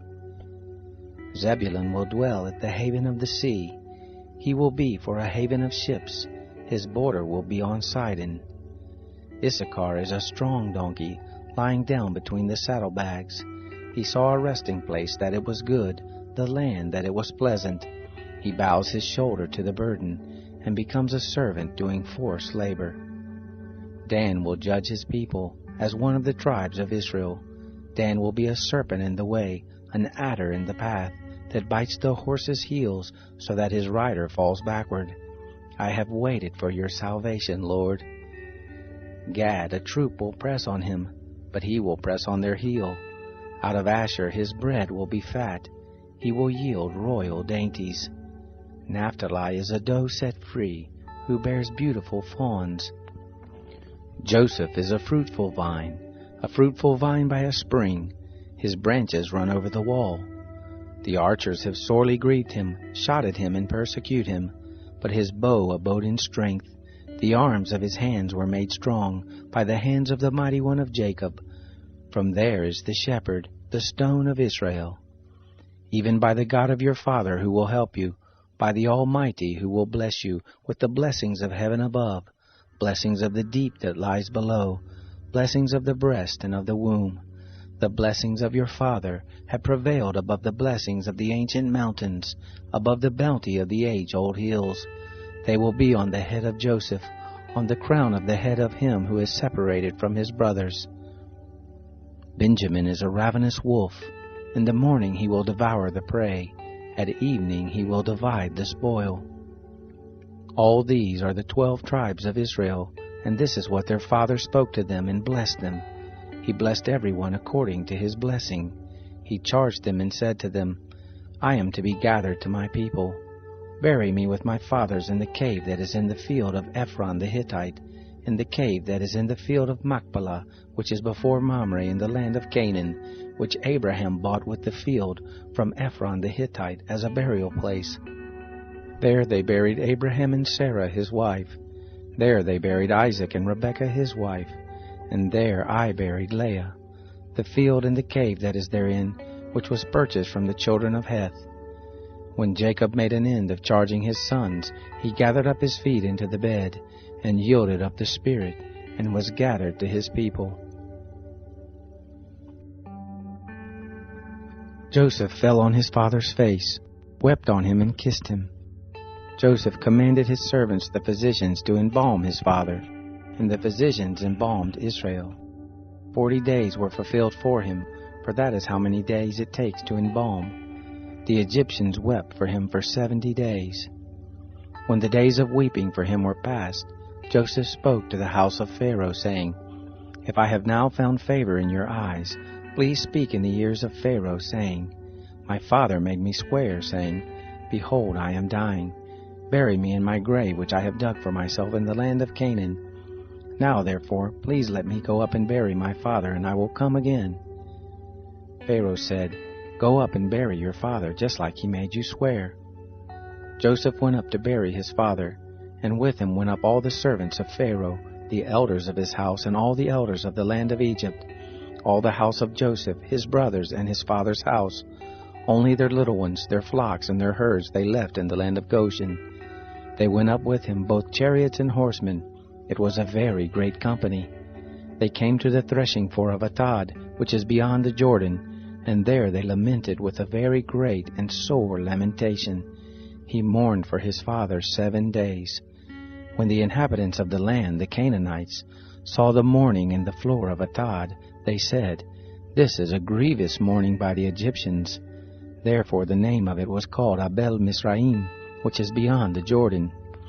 His sons did to him just as he commanded them. For his sons carried him into the land of Canaan, and buried him in the cave of the field of Machpelah, which Abraham bought with the field, for a possession of a burying place, from Ephron the Hittite, before Mamre. Joseph returned into Egypt, he and his brothers, and all that went up with him to bury his father, after he had buried his father.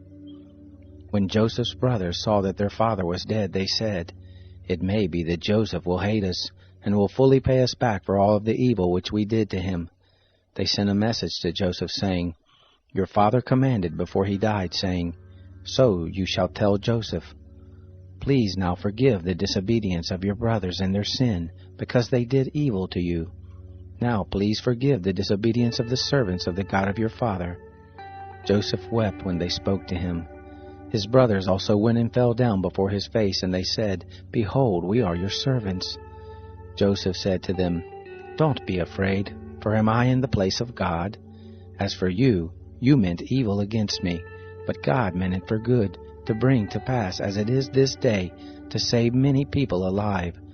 Now therefore don't be afraid. I will nourish you and your little ones. He comforted them and spoke kindly to them. Joseph lived in Egypt, he and his father's house. Joseph lived 110 years. Joseph saw Ephraim's children to the third generation. The children also of Machir, the son of Manasseh, were born on Joseph's knees. Joseph said to his brothers, I am dying, but God will surely visit you, and bring you up out of this land to the land which he swore to Abraham, to Isaac, and to Jacob. Joseph took an oath of the children of Israel, saying, God will surely visit you, and you shall carry up my bones from here. So Joseph died, being 110 years old, and they embalmed him, and he was put in a coffin in Egypt.